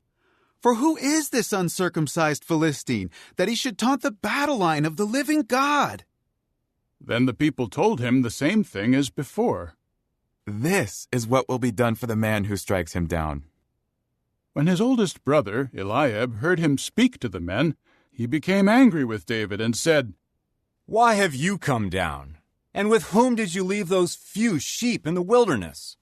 I well know your presumptuousness and the bad intentions of your heart. You came down just to see the battle." To this, David said, "What have I done now? I was only asking a question." So he turned from him toward someone else and asked the same thing as before, and the people gave him the same reply as before. The words that David had spoken were overheard and reported to Saul. So he sent for him. David said to Saul, "Let no one lose heart because of him. Your servant will go and fight with this Philistine." But Saul said to David, "You are not able to go fight against this Philistine, for you are but a boy, and he has been a soldier from his youth." David then said to Saul, "Your servant became a shepherd of his father's flock, and a lion came, also a bear, and each carried off a sheep from the flock. I went out after it and struck it down and rescued it from its mouth. When it rose up against me, I grabbed it by its fur and struck it down and put it to death. Your servant struck down both the lion and the bear, and this uncircumcised Philistine will become like one of them, for he has taunted the battle lines of the living God." Then David added, "Jehovah, who rescued me from the claws of the lion and the bear, he is the one who will rescue me from the hand of this Philistine." At this, Saul said to David, "Go, and may Jehovah be with you." Saul now clothed David with his garments. He put a copper helmet on his head, after which he clothed him with a coat of mail. Then David strapped on his sword over his garments and tried to go, but could not, for he was not used to them. David said to Saul, "I am unable to go in these things, for I am not used to them." So David took them off. He then took his staff in his hand and chose 5 smooth stones from the stream bed and placed them in the pouch of his shepherd's bag, and his sling was in his hand. And he began approaching the Philistine. The Philistine came closer and closer to David, and his shield-bearer was ahead of him. When the Philistine looked and saw David, he sneered at him in contempt because he was just a ruddy and handsome boy. So the Philistine said to David, "Am I a dog, so that you are coming against me with sticks?" With that the Philistine cursed David by his gods. The Philistine said to David, "Just come to me, and I will give your flesh to the birds of the heavens and to the beasts of the field." David replied to the Philistine, "You are coming against me with sword and spear and javelin, but I am coming against you in the name of Jehovah of armies, the God of the battle line of Israel, whom you have taunted. This very day Jehovah will surrender you into my hand, and I will strike you down and cut off your head. And on this day I will give the corpses of the camp of the Philistines to the birds of the heavens and to the wild beasts of the earth. And people of all the earth will know that there is a God in Israel. And all those gathered here will know that it is not with the sword or the spear that Jehovah saves, for the battle belongs to Jehovah, and he will give all of you into our hand." Then the Philistine rose and drew steadily closer to meet David. But David ran quickly toward the battle line to meet the Philistine. David thrust his hand into his bag and took a stone from there and slung it. He struck the Philistine in the forehead, and the stone sank into his forehead, and he fell face down on the ground. So David prevailed over the Philistine with a sling and a stone. He struck down the Philistine and put him to death, though there was no sword in David's hand. David continued running and stood over him. Then he took hold of the Philistine's sword and pulled it out of its sheath and made sure that he was dead by cutting off his head with it. When the Philistines saw that their mighty one had died, they fled. At that the men of Israel and of Judah rose and broke into shouting and pursued the Philistines all the way from the valley to the gates of Ekron. And the slain of the Philistines lay fallen along the road from Shaaraim as far as Gath and Ekron. After the Israelites returned from hotly pursuing the Philistines, they pillaged their camps. Then David took the head of the Philistine and brought it to Jerusalem, but he put the Philistine's weapons in his own tent. At the moment that Saul saw David go out to meet the Philistine, he said to Abner, the chief of the army, "Whose son is this boy, Abner?" Abner replied, "As surely as you live, O king, I do not know." The king said, "Find out whose son the young man is." So as soon as David returned from striking down the Philistine, Abner took him and brought him before Saul, with the head of the Philistine in his hand. Saul now said to him, "Whose son are you, boy?" To which David said, "The son of your servant Jesse, the Bethlehemite." Chapter 18. As soon as David had finished speaking to Saul, Jonathan and David became bound together in close friendship, and Jonathan began to love him as himself. From that day, Saul kept David with him, and he did not allow him to return to his father's house. And Jonathan and David made a covenant, because he loved him as himself. Jonathan took off the sleeveless coat that he wore and gave it to David, along with his gear, his sword, his bow, and his belt. David began going out, and was successful wherever Saul would send him. So Saul put him in charge of the fighting men, and this pleased all the people and the servants of Saul. When David and the others would return from striking down the Philistines, the women would come out from all the cities of Israel with song and dances to meet King Saul with tambourines, with rejoicing, and with lutes. The women who were celebrating would sing, "Saul has struck down his thousands, and David his tens of thousands." Saul became very angry, and this song displeased him, for he said, "They have credited David with tens of thousands, but to me they have credited thousands." The only thing left to give him is the kingship." From that day on, Saul was always looking at David suspiciously. The next day, a bad spirit from God gripped Saul, and he started to act strangely inside the house while David was playing music on the harp, as on other occasions. Saul had a spear in his hand, and he hurled the spear, saying to himself, "I will pin David to the wall." But David escaped from him twice. Then Saul was afraid of David, because Jehovah was with him, but had departed from Saul. So Saul removed him from his presence, and appointed him as chief of 1,000, and David would lead the army into battle.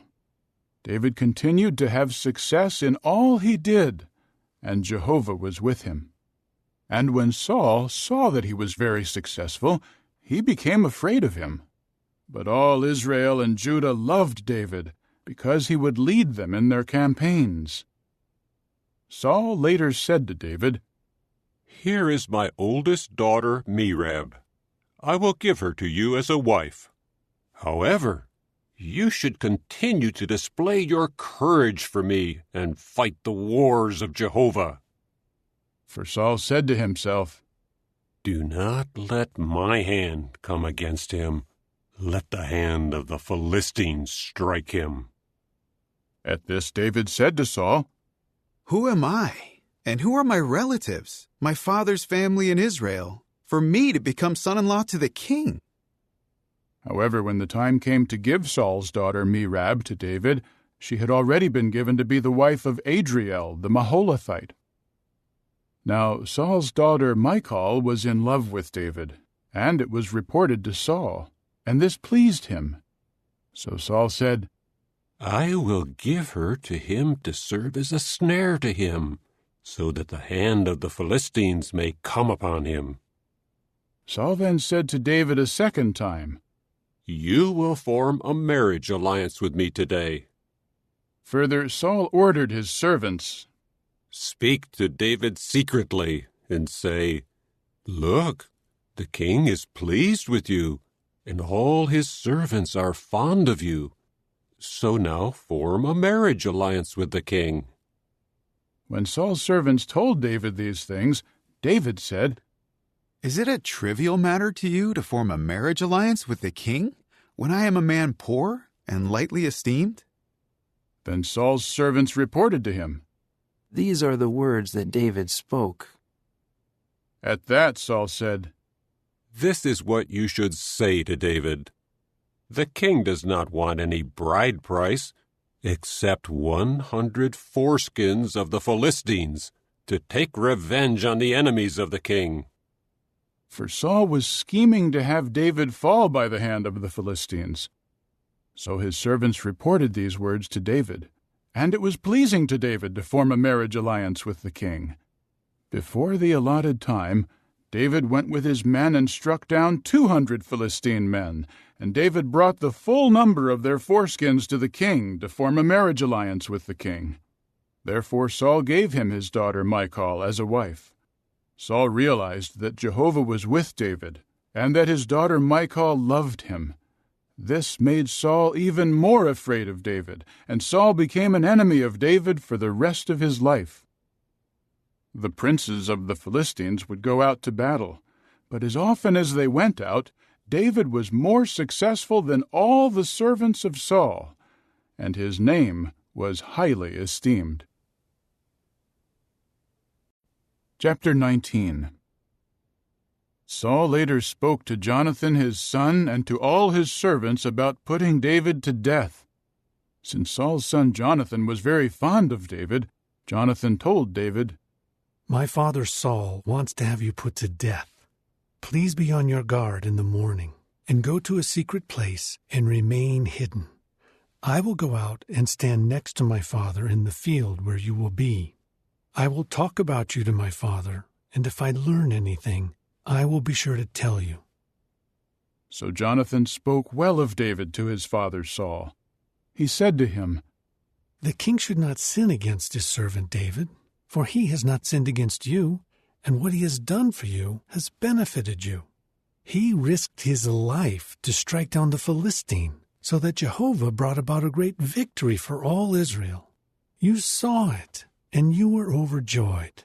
So why should you sin against innocent blood in having David put to death for no reason?" Saul listened to Jonathan, and Saul swore, "As surely as Jehovah is living, he will not be put to death." Afterward Jonathan called David and told him all these things. So Jonathan brought David to Saul, and he continued to serve him as before. In time, war broke out again, and David went out and fought against the Philistines and struck them down with a great slaughter, and they fled from before him. And a bad spirit from Jehovah came upon Saul when he was sitting in his house with his spear in his hand, while David was playing music on the harp. Saul tried to pin David to the wall with the spear, but he eluded Saul, who drove the spear into the wall. David fled and escaped during that night. Saul later sent messengers to David's house to watch it and to kill him in the morning. But David's wife Michal told him, "If you do not escape tonight, tomorrow you will be a dead man." Immediately Michal let David down through the window so that he could run away and escape. Michal took the teraphim statue and placed it on the bed, and she put a net of goat hair at the place of his head, and she covered it with a garment. Saul now sent messengers to take David, but she said, "He is sick." So Saul sent the messengers to see David and told them, "Bring him to me on his bed to have him put to death." When the messengers came in, there was the teraphim statue on the bed and a net of goat hair where his head would have been. Saul said to Michal, "Why did you trick me like this and send my enemy away so that he could escape?" Michal replied to Saul, "He said to me, 'Send me away, or I will kill you.'" Now David had run away and escaped, and he came to Samuel at Ramah. He told him all that Saul had done to him. Then he and Samuel went away, and they stayed in Naioth. In time it was reported to Saul, "Look, David is in Naioth, in Ramah." At once Saul sent messengers to seize David. When they saw the elderly ones of the prophets prophesying, and Samuel standing and presiding over them, the Spirit of God came to be upon Saul's messengers, and they began behaving as prophets as well. When they told it to Saul, he immediately sent other messengers, and they too began behaving as prophets. So Saul sent messengers again, a third group, and they too began behaving as prophets. Finally, he also went to Ramah. When he reached the great cistern that is in Seku, he asked, "Where are Samuel and David?" They replied, "There in Naioth in Ramah." While Saul was on his way from there to Naioth in Ramah, the Spirit of God came upon him as well, and he walked along behaving as a prophet until he came into Naioth in Ramah. He also stripped off his garments, and he too behaved as a prophet before Samuel, and he lay there naked all that day and all that night. That is why they say, "Is Saul also among the prophets?" Chapter 20. Then David ran away from Naioth in Ramah. However, he came to Jonathan and said, "What have I done? What is my offense? And how have I sinned against your father for him to seek my life?" At this Jonathan said to him, "It is unthinkable. You will not die. Look, my father will not do anything, great or small, without disclosing it to me. Why should my father hide this matter from me? This will not happen." But David swore further and said, "Your father surely knows that I have found favor in your eyes, and would say, 'Do not let Jonathan know this, or he will be upset.' But as surely as Jehovah is living, and as surely as you are living, there is only a step between me and death." Then Jonathan said to David, "Whatever you say, I will do for you." David said to Jonathan, "Tomorrow is the new moon, and I am certainly expected to sit with the king to eat. You must send me away, and I will hide in the field until the evening on the third day. If your father misses me at all, then say, 'David begged me for permission to go quickly to his city Bethlehem, because there is a yearly sacrifice there for all the family.' If his response is, 'That is fine,' it means peace to your servant. But if he becomes angry, you can be sure that he is determined to harm me. Show loyal love to your servant, for you have brought your servant into Jehovah's covenant with you. But if I am guilty, put me to death yourself. Why turn me over to your father?" To this Jonathan said, "It is unthinkable to suggest that about you. If I learn that my father is determined to harm you, would I not tell you?" Then David said to Jonathan, "Who will tell me whether your father gives you a harsh answer?" Jonathan said to David, "Come, let us go out into the field." So both of them went out into the field. And Jonathan said to David, "Let Jehovah, the God of Israel, be a witness that I will sound out my father about this time tomorrow or by the third day. If he is favorably disposed toward David, will I not then send you word and disclose it to you? But if my father intends to harm you, may Jehovah do that and more to Jonathan if I do not disclose it to you and send you away in peace. May Jehovah be with you, just as he was with my father. And will you not show me the loyal love of Jehovah while I am alive and even when I die? Never withdraw your loyal love from my household, even when Jehovah wipes out all the enemies of David from the face of the earth." So Jonathan made a covenant with the house of David, saying, "Jehovah will require it and call David's enemies to account." So Jonathan had David swear again by his love for him, for he loved him as he loved himself. Jonathan then said to him, "Tomorrow is the new moon, and you will be missed, for your seat will be vacant. By the third day you will be missed even more, and you must go to the place where you hid the other day, and stay near the stone here. I will then shoot 3 arrows to one side of it, as though I were shooting at a target. When I send the attendant, I will say, 'Go, find the arrows.' If I say to the attendant, 'Look, the arrows are on this side of you, get them,' then you may come back, for as surely as Jehovah is living, it means everything is peaceful for you, and there is no danger. But if I should say to the boy, 'Look, the arrows are beyond you,' then go, for Jehovah has sent you away. As for the promise that we have made, you and I, may Jehovah be between us forever." So David hid in the field. When the new moon came, the king took his seat at the meal to eat. The king was sitting in his usual seat by the wall. Jonathan was facing him, and Abner was sitting at Saul's side, but David's place was vacant. Saul did not say anything that day, for he said to himself, "Something has happened so that he is not clean. Yes, he must be unclean." And the day after the new moon, on the second day, David's place continued vacant. Saul then said to Jonathan his son, "Why has the son of Jesse not come to the meal either yesterday or today?" Jonathan answered Saul, "David begged me for permission to go to Bethlehem.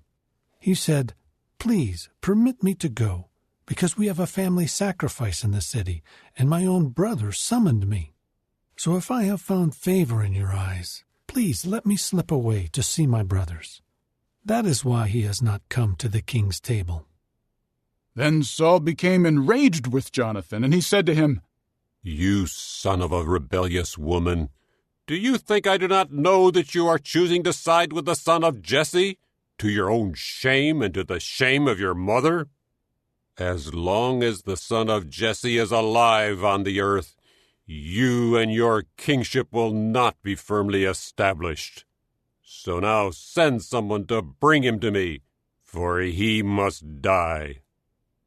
However, Jonathan said to Saul, his father, "Why should he be put to death? What has he done?" At that Saul hurled the spear at him to strike him. So Jonathan knew that his father was determined to put David to death. Jonathan immediately rose up from the table in the heat of anger, and he did not eat any food on the second day after the new moon, for he was upset over David, and his own father had humiliated him. In the morning Jonathan went out to the field for the appointment with David, and a young attendant was with him. And he said to his attendant, "Please run and find the arrows that I shoot." The attendant ran, and Jonathan shot the arrow beyond him. When the attendant reached the place where Jonathan had shot the arrow, Jonathan called out to the attendant, "Is not the arrow beyond you?" Jonathan called out to the attendant, "Hurry! Go quickly!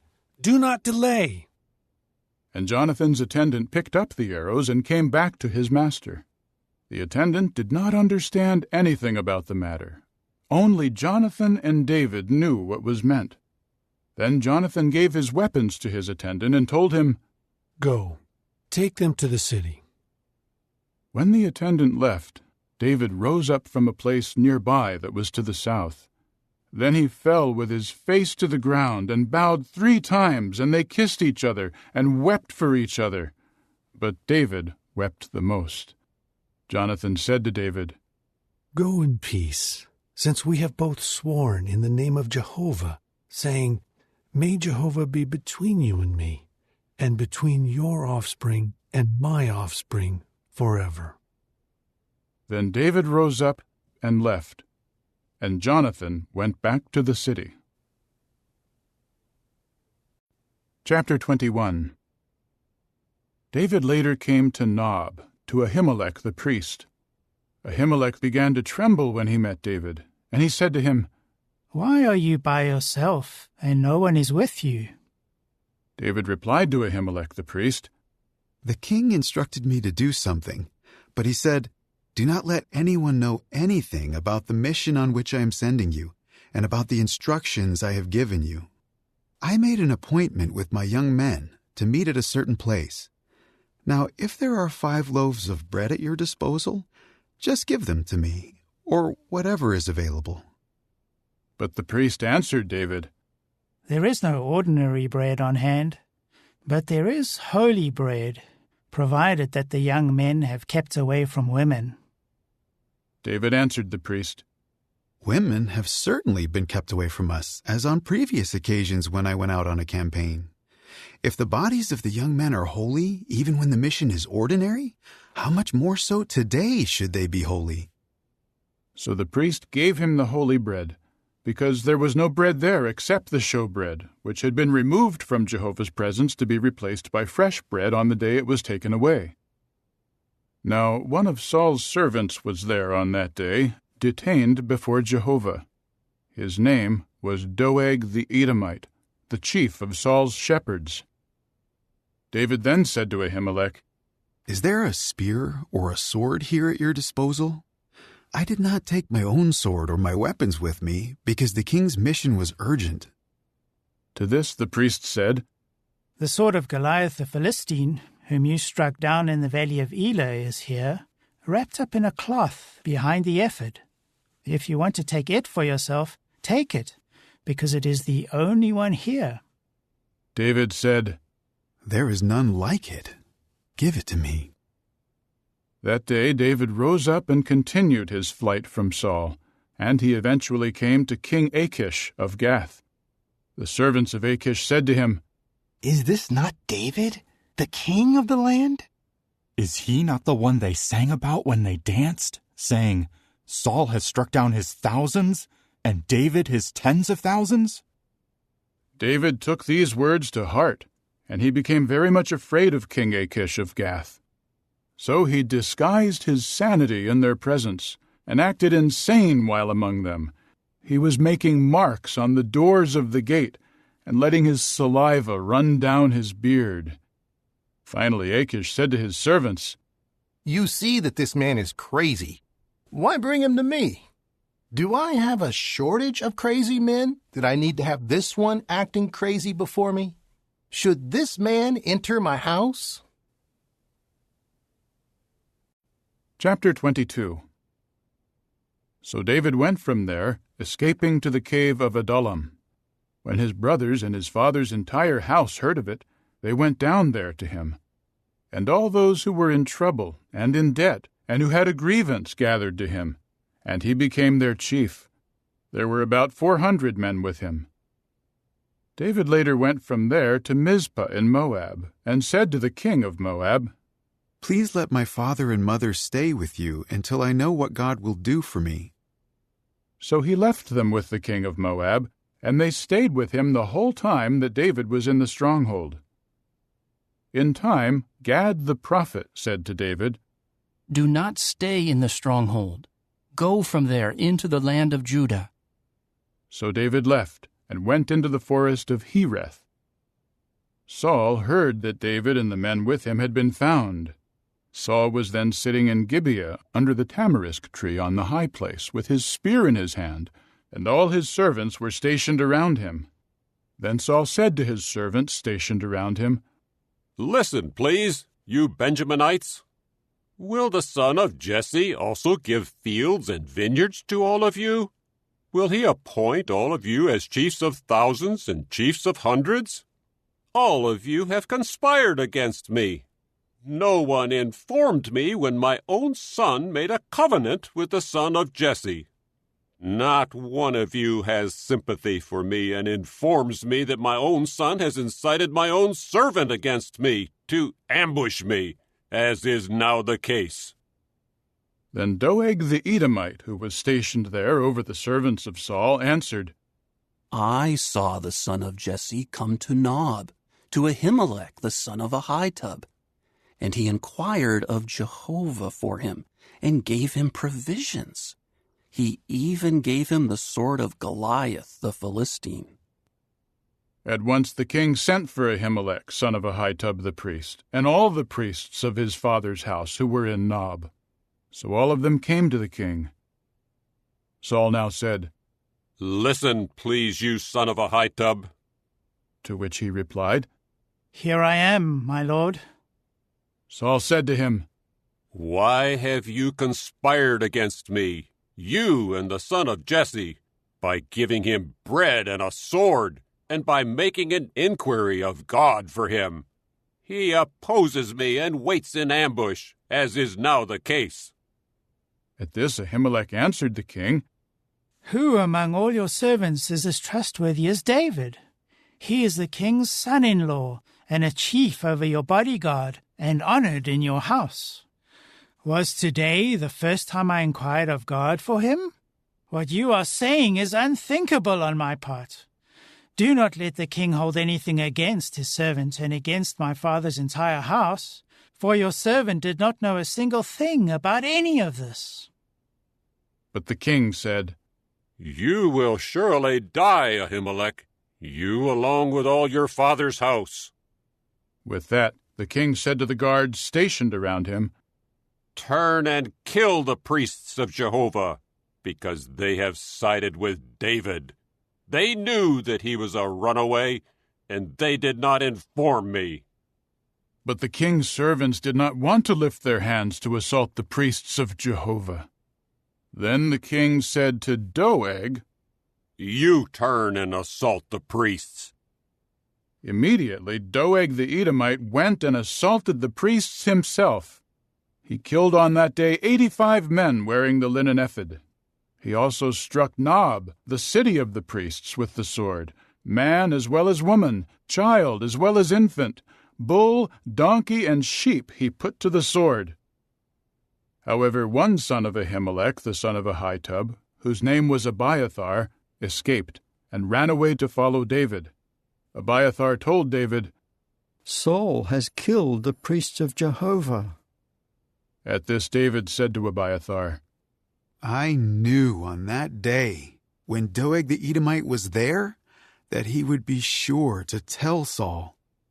I am personally responsible for the death of everyone in your father's house. Stay with me. Do not be afraid, for whoever seeks your life seeks my life. You are under my protection." Chapter 23. In time, David was told, "The Philistines are fighting against Keilah, and they are raiding the threshing floors." So David inquired of Jehovah, "Should I go and strike down these Philistines?" Jehovah said to David, "Go, strike down the Philistines and rescue Keilah." But the men of David said to him, "Look, we are afraid while here in Judah. How much more so if we go to Keilah against the battle line of the Philistines?" So David inquired once again of Jehovah.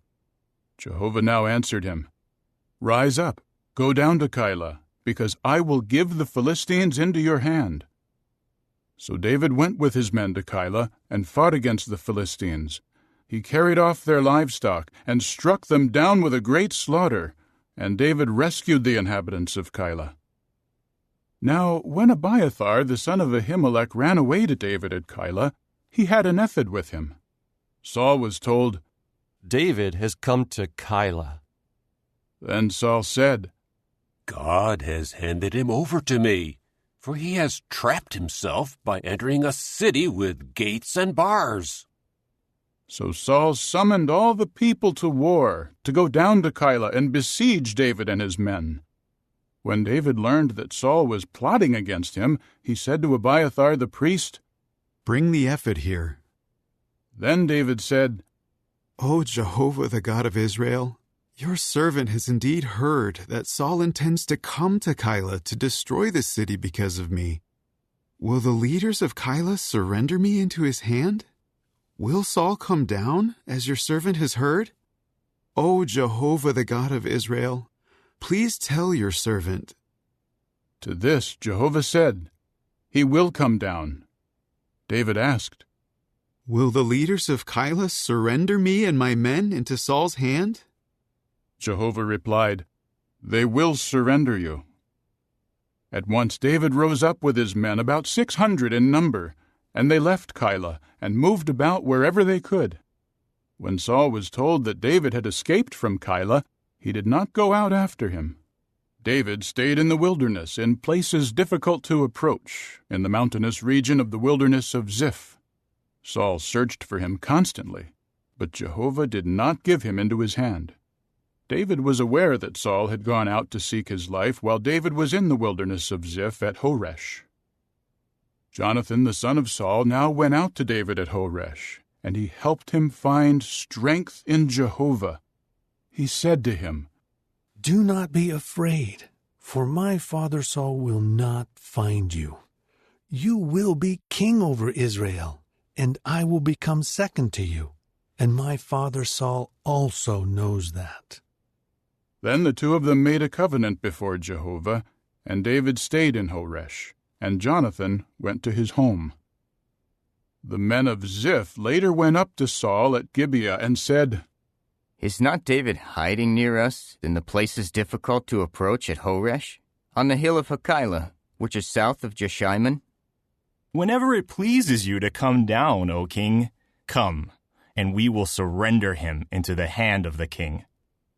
At this, Saul said, "May you be blessed by Jehovah, for you have shown compassion to me. Please go and try to find out exactly where he is and who saw him there, for I have been told that he is very cunning. Carefully ascertain where all his hiding places are, and return to me with the evidence. I will then go with you, and if he is in the land, I will search him out among all the thousands of Judah."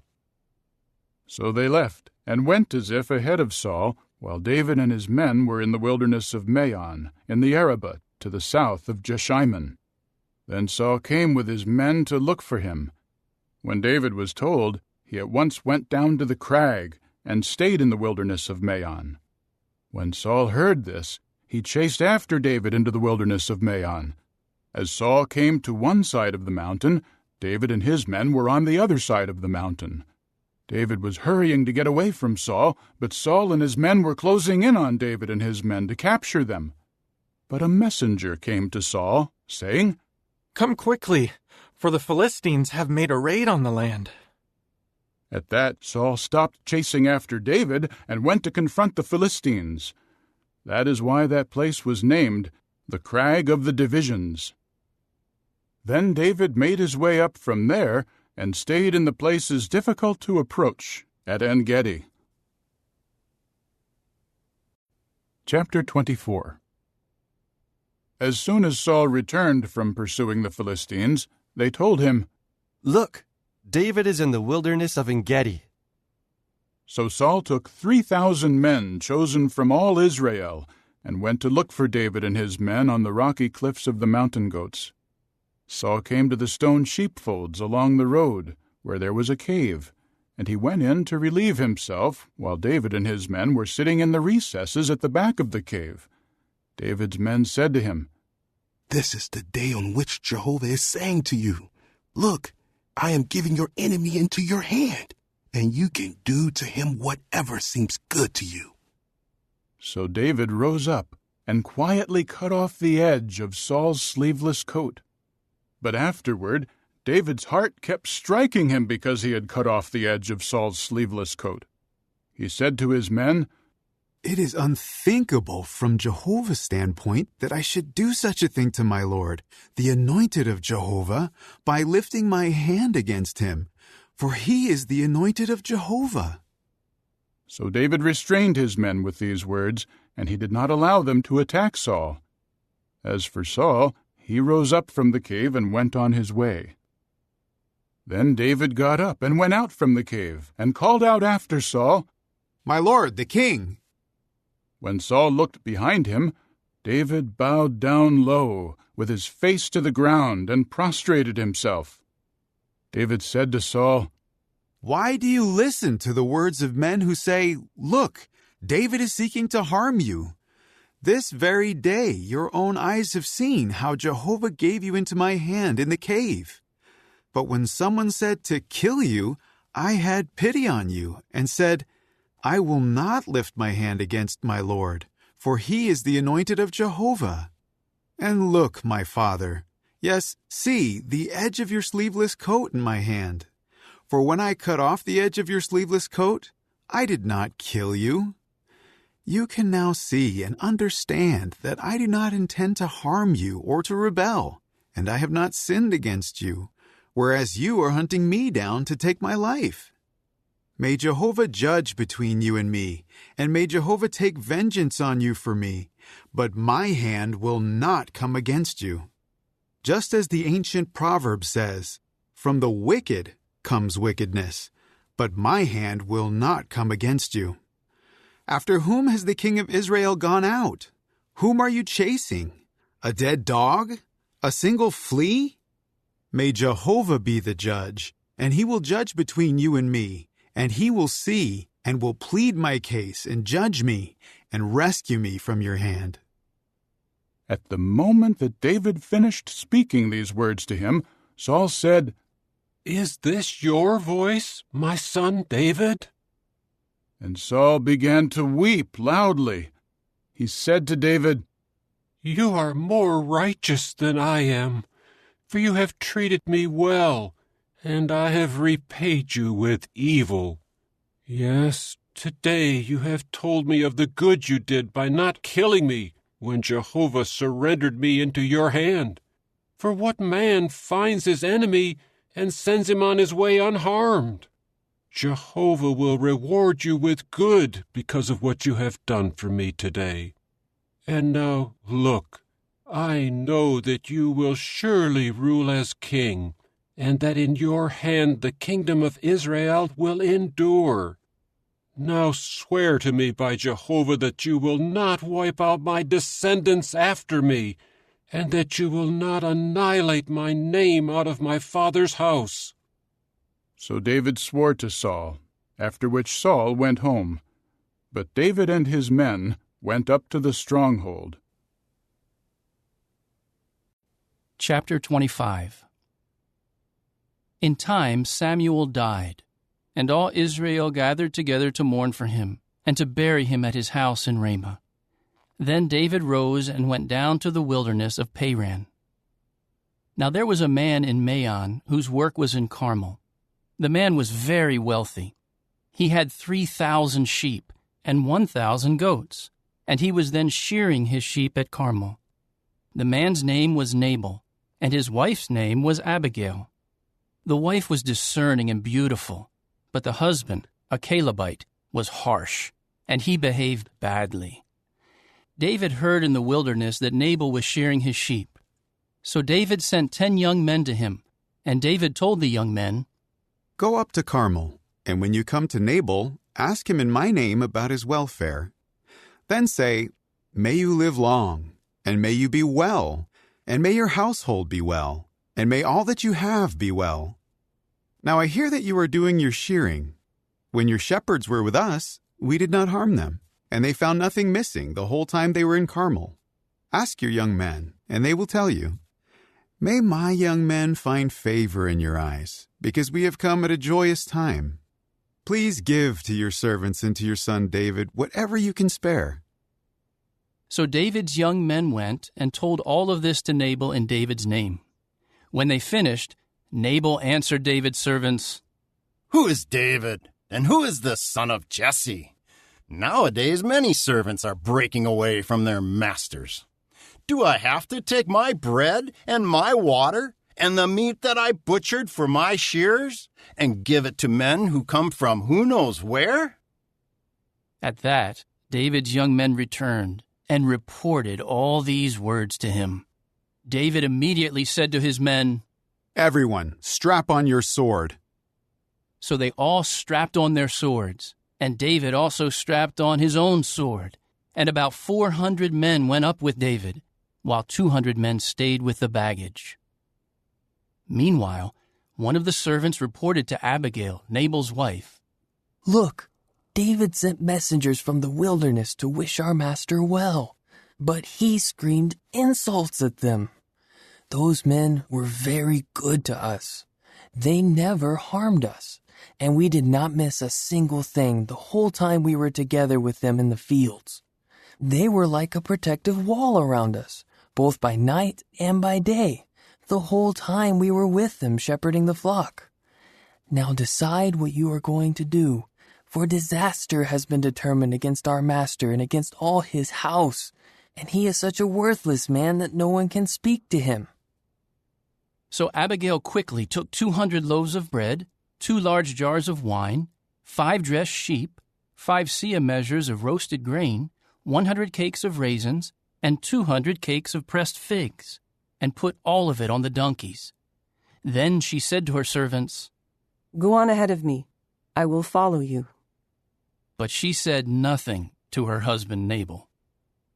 While she was riding on the donkey and going down under cover of the mountain, just then David and his men were coming down toward her, and she met them. Now David had been saying, "It was for nothing that I guarded everything that belongs to this fellow in the wilderness. Not a single thing belonging to him went missing, and yet he repays me evil for good. May God do the same and more to the enemies of David if I allow a single male of his to survive until the morning."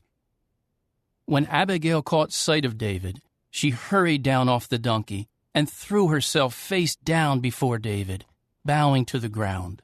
She then fell at his feet and said, "My lord, let the blame be on me. Let your servant girl speak to you, and listen to the words of your servant girl. Please, do not let my lord pay attention to this worthless Nabal, for he is just like his name. Nabal is his name, and senselessness is with him. But I, your servant girl, did not see my lord's young men whom you sent. And now, my lord, as surely as Jehovah is living, and as you are living, it is Jehovah who has held you back from incurring blood guilt and from taking revenge with your own hand. May your enemies and those seeking injury to my lord become like Nabal. Now let this gift that your servant girl has brought to my lord be given to the young men who are following my lord. Pardon, please, the transgression of your servant girl, for Jehovah will without fail make for my lord a lasting house, because my lord is fighting the wars of Jehovah, and no evil has been found in you all your days.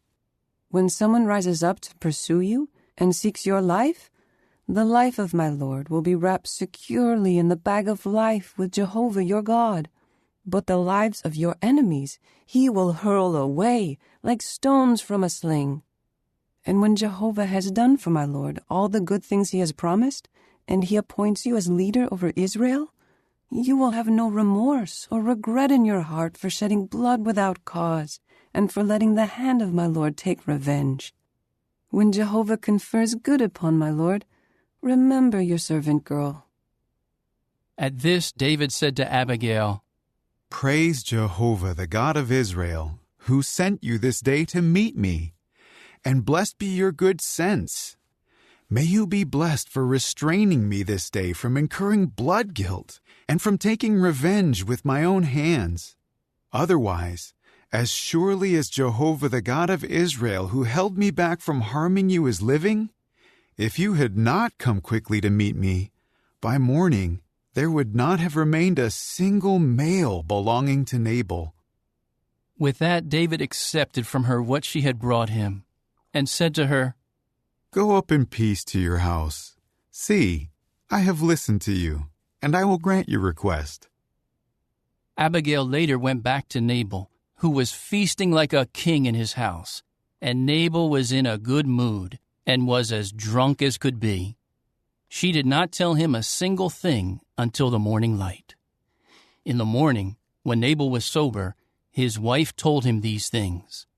And his heart became like a dead man's, and he lay paralyzed like a stone. About 10 days later, Jehovah struck Nabal, and he died. When David heard that Nabal had died, he said, "Praise Jehovah, who has pleaded my case of reproach from Nabal, and has kept his servant from doing anything bad. And Jehovah has brought the badness of Nabal back on his own head." Then David sent word to propose to Abigail, to take her as his wife. So David's servants came to Abigail at Carmel and said to her, "David has sent us to you to take you as his wife." She immediately rose up and bowed with her face to the ground and said, "Here is your slave, as a servant to wash the feet of the servants of my lord." Then Abigail quickly rose up and rode on her donkey with 5 of her female servants walking behind her. She accompanied the messengers of David and became his wife. David had also married Ahinoam from Jezreel, and both women became his wives. But Saul had given his daughter Michal, David's wife, to Paltai, the son of Laish, who was from Galim. Chapter 26. In time the men of Ziph came to Saul at Gibeah, saying, "Is David not hiding on the hill of Hachilah, facing Jeshimon?" So Saul rose up and went down to the wilderness of Ziph with 3,000 chosen men of Israel to look for David in the wilderness of Ziph. Saul camped on the hill of Hachilah, which faces Jeshimon by the road. David was then living in the wilderness, and he learned that Saul had come into the wilderness after him. So David sent spies to verify that Saul had indeed come.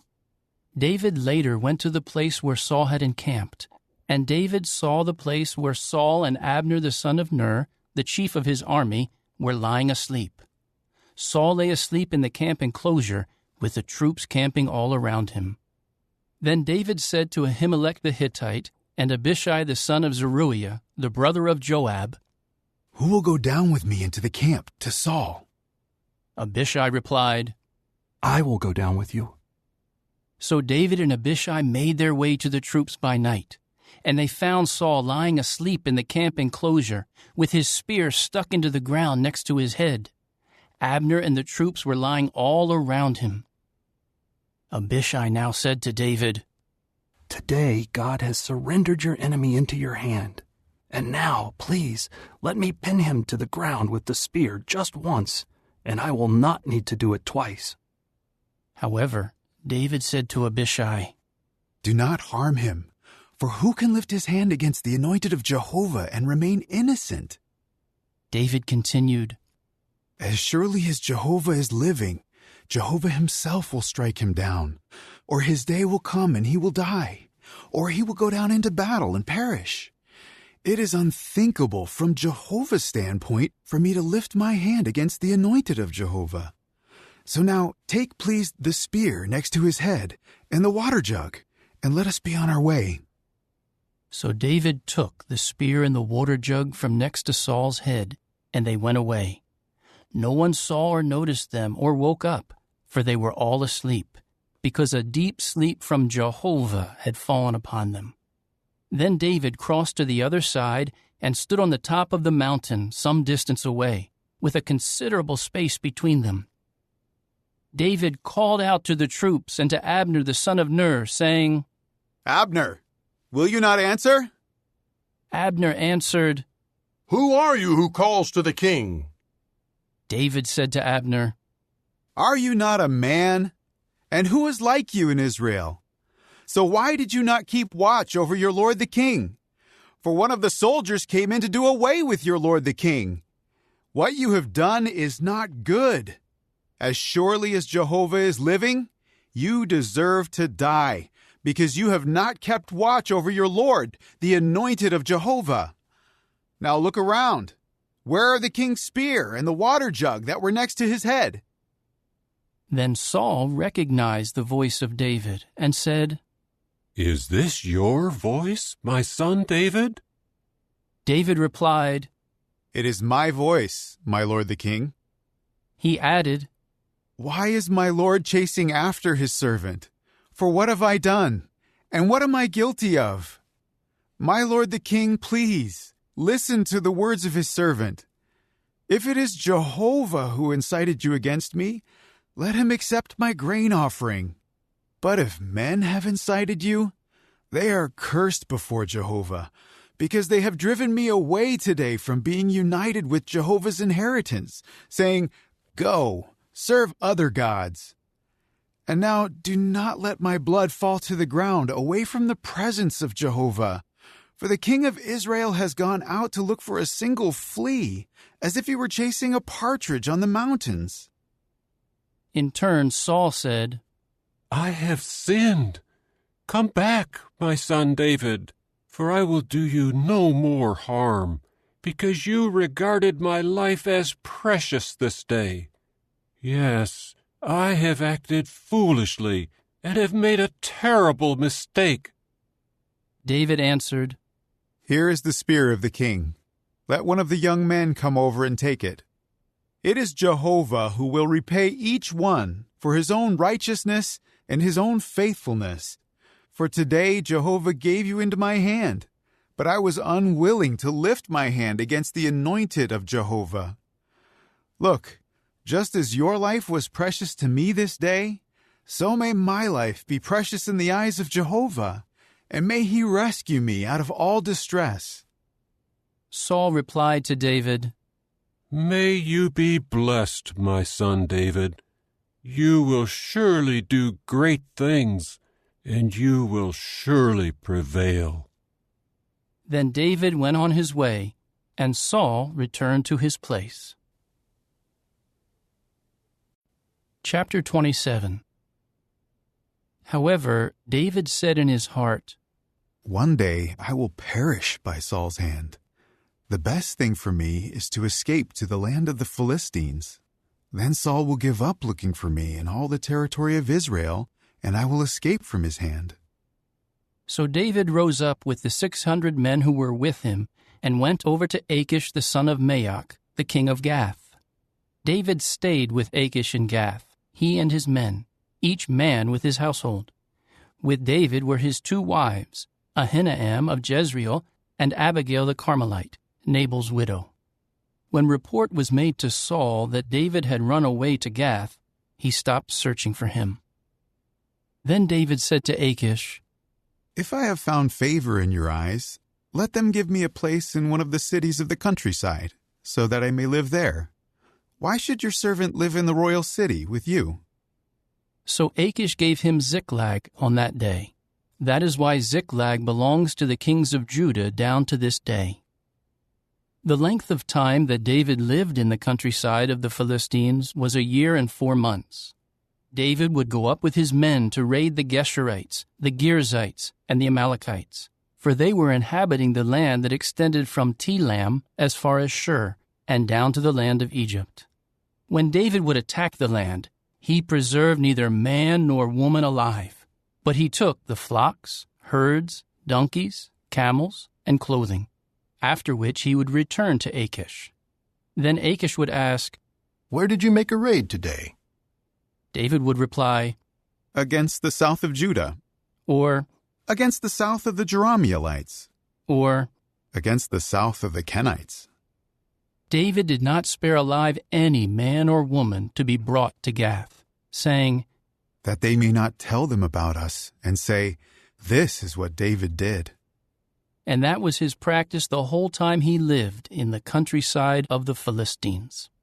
So Achish believed David, saying to himself, "He has certainly become a stench among his people Israel, so he will always be my servant."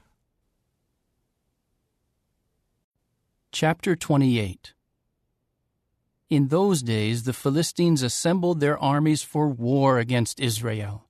So Achish said to David, "You know, of course, that you and your men will go out into battle with me." At that David said to Achish, "You surely know what your servant will do." Achish said to David, "That is why I will appoint you as my permanent bodyguard." Now Samuel had died, and all Israel had mourned him and had buried him in Ramah, his own city. And Saul had removed the spirit mediums and the fortune-tellers from the land. The Philistines assembled and went and set up camp in Shunem. So Saul assembled all Israel, and they set up camp in Gilboa.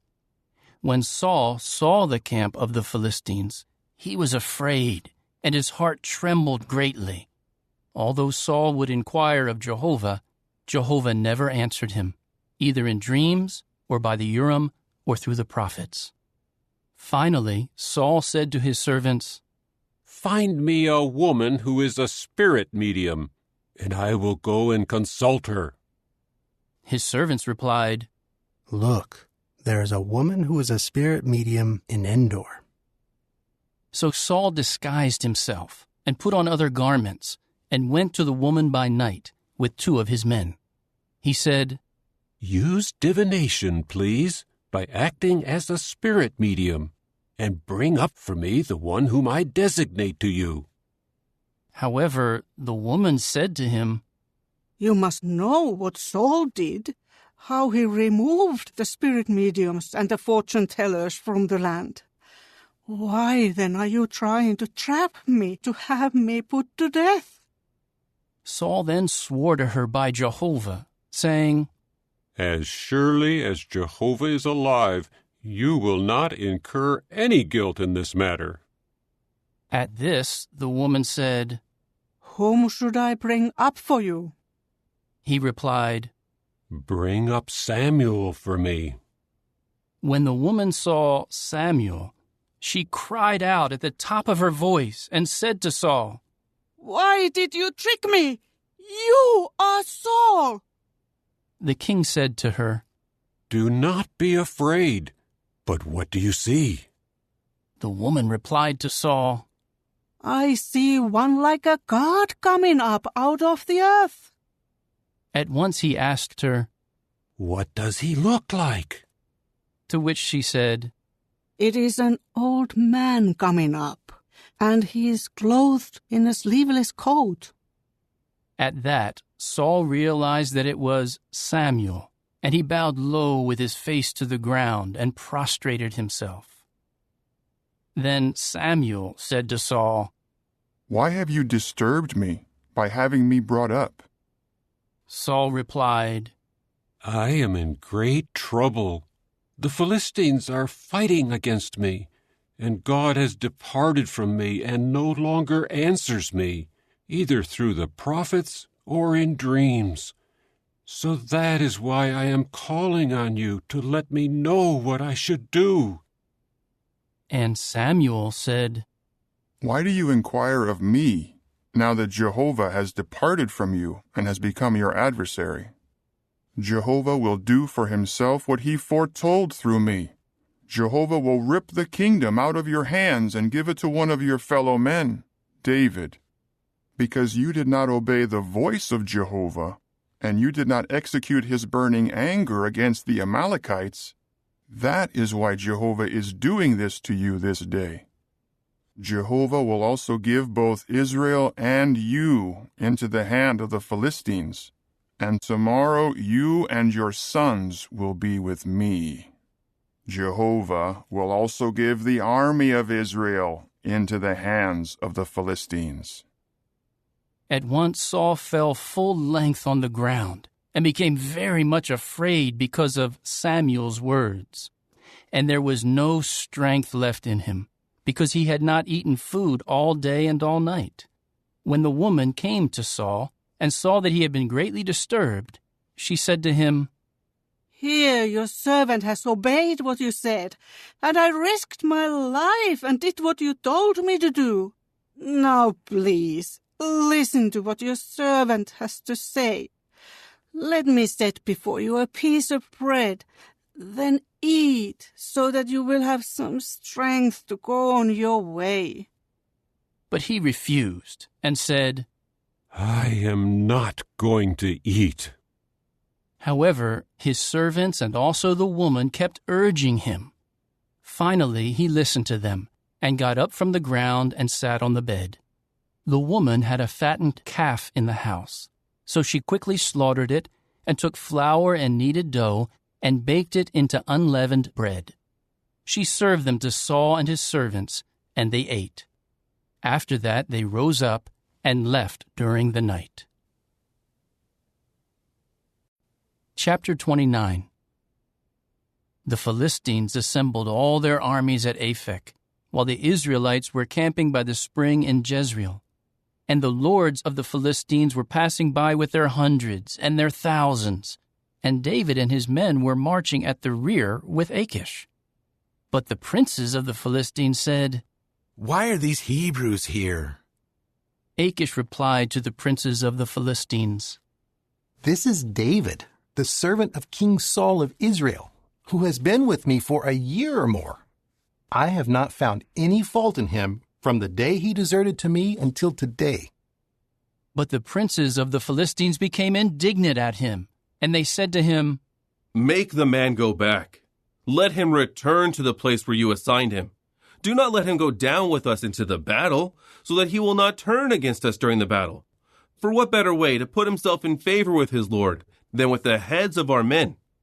Is this not the David about whom they sang when they danced, saying, "Saul has struck down his thousands, and David his tens of thousands"? So Achish summoned David and said to him, "As surely as Jehovah is living, you are upright, and I am pleased to have you go on the campaign with my army. For I have not found any fault with you from the day you came to me until today. But the lords do not trust you. So return in peace, and do not do anything to displease the lords of the Philistines." However, David said to Achish, "Why, what have I done? What fault have you found in your servant from the day that I came to you until today? Why should I not come with you and fight against the enemies of my lord the king?" Achish answered David, "From my standpoint, you have been as good as an angel of God. But the princes of the Philistines have said, 'Do not let him go up with us into the battle.' Now get up early in the morning with the servants of your Lord who came with you. Rise up and leave early in the morning, as soon as it is light." So David and his men rose up early in the morning to return to the land of the Philistines, and the Philistines went up to Jezreel. Chapter 30. When David and his men came to Ziklag on the third day, the Amalekites had made a raid on the south and on Ziklag, and they had attacked Ziklag and burned it with fire. They had taken captive the women and all who were in it, from the smallest to the greatest. They had not killed anyone, but they had carried them off and gone on their way. When David and his men came to the city, they found it burned down, and their wives and their sons and their daughters had been carried off captive. So David and the men with him began weeping loudly until they had no strength left to weep. David's 2 wives had also been carried off captive, Ahinoam of Jezreel, and Abigail the widow of Nabal the Carmelite. David was very distressed because the men were talking of stoning him, for all the men had become very bitter over the loss of their sons and daughters. But David strengthened himself by Jehovah his God. David then said to Abiathar the priest, the son of Ahimelech, "Please bring the ephod here." So Abiathar brought the ephod to David. David inquired of Jehovah, "Should I chase after this marauder band? Will I overtake them?" At this he said to him, "Go in pursuit, for you will certainly overtake them, and you will make the rescue." David immediately set out with the 600 men who were with him, and they went on as far as the Wadi Besor, where some of the men stayed behind. David kept up the chase with 400 men, but the 200 men who were too tired to cross the Wadi Besor stayed behind. They found an Egyptian man in the field and took him to David. They gave him food to eat and water to drink, as well as a slice of a cake of pressed figs and 2 cakes of raisins. After he ate, he regained his strength, for he had not eaten any food or drunk any water for 3 days and 3 nights. David now asked him, "To whom do you belong, and where are you from?" To which he said, "I am an Egyptian attendant, a slave of an Amalekite man. But my master left me because I got sick 3 days ago. We made a raid on the south of the Kerethites, and on the territory of Judah, and on the south of Caleb, and Ziklag we burned with fire." At this David said to him, "Will you lead me down to this marauder band?" He replied, "If you swear to me by God that you will not put me to death, and that you will not hand me over to my master, I will lead you down to this marauder band." So he led him down to where they were spread out all over the land, eating and drinking and celebrating, because of all the great spoil that they had taken from the land of the Philistines and the land of Judah.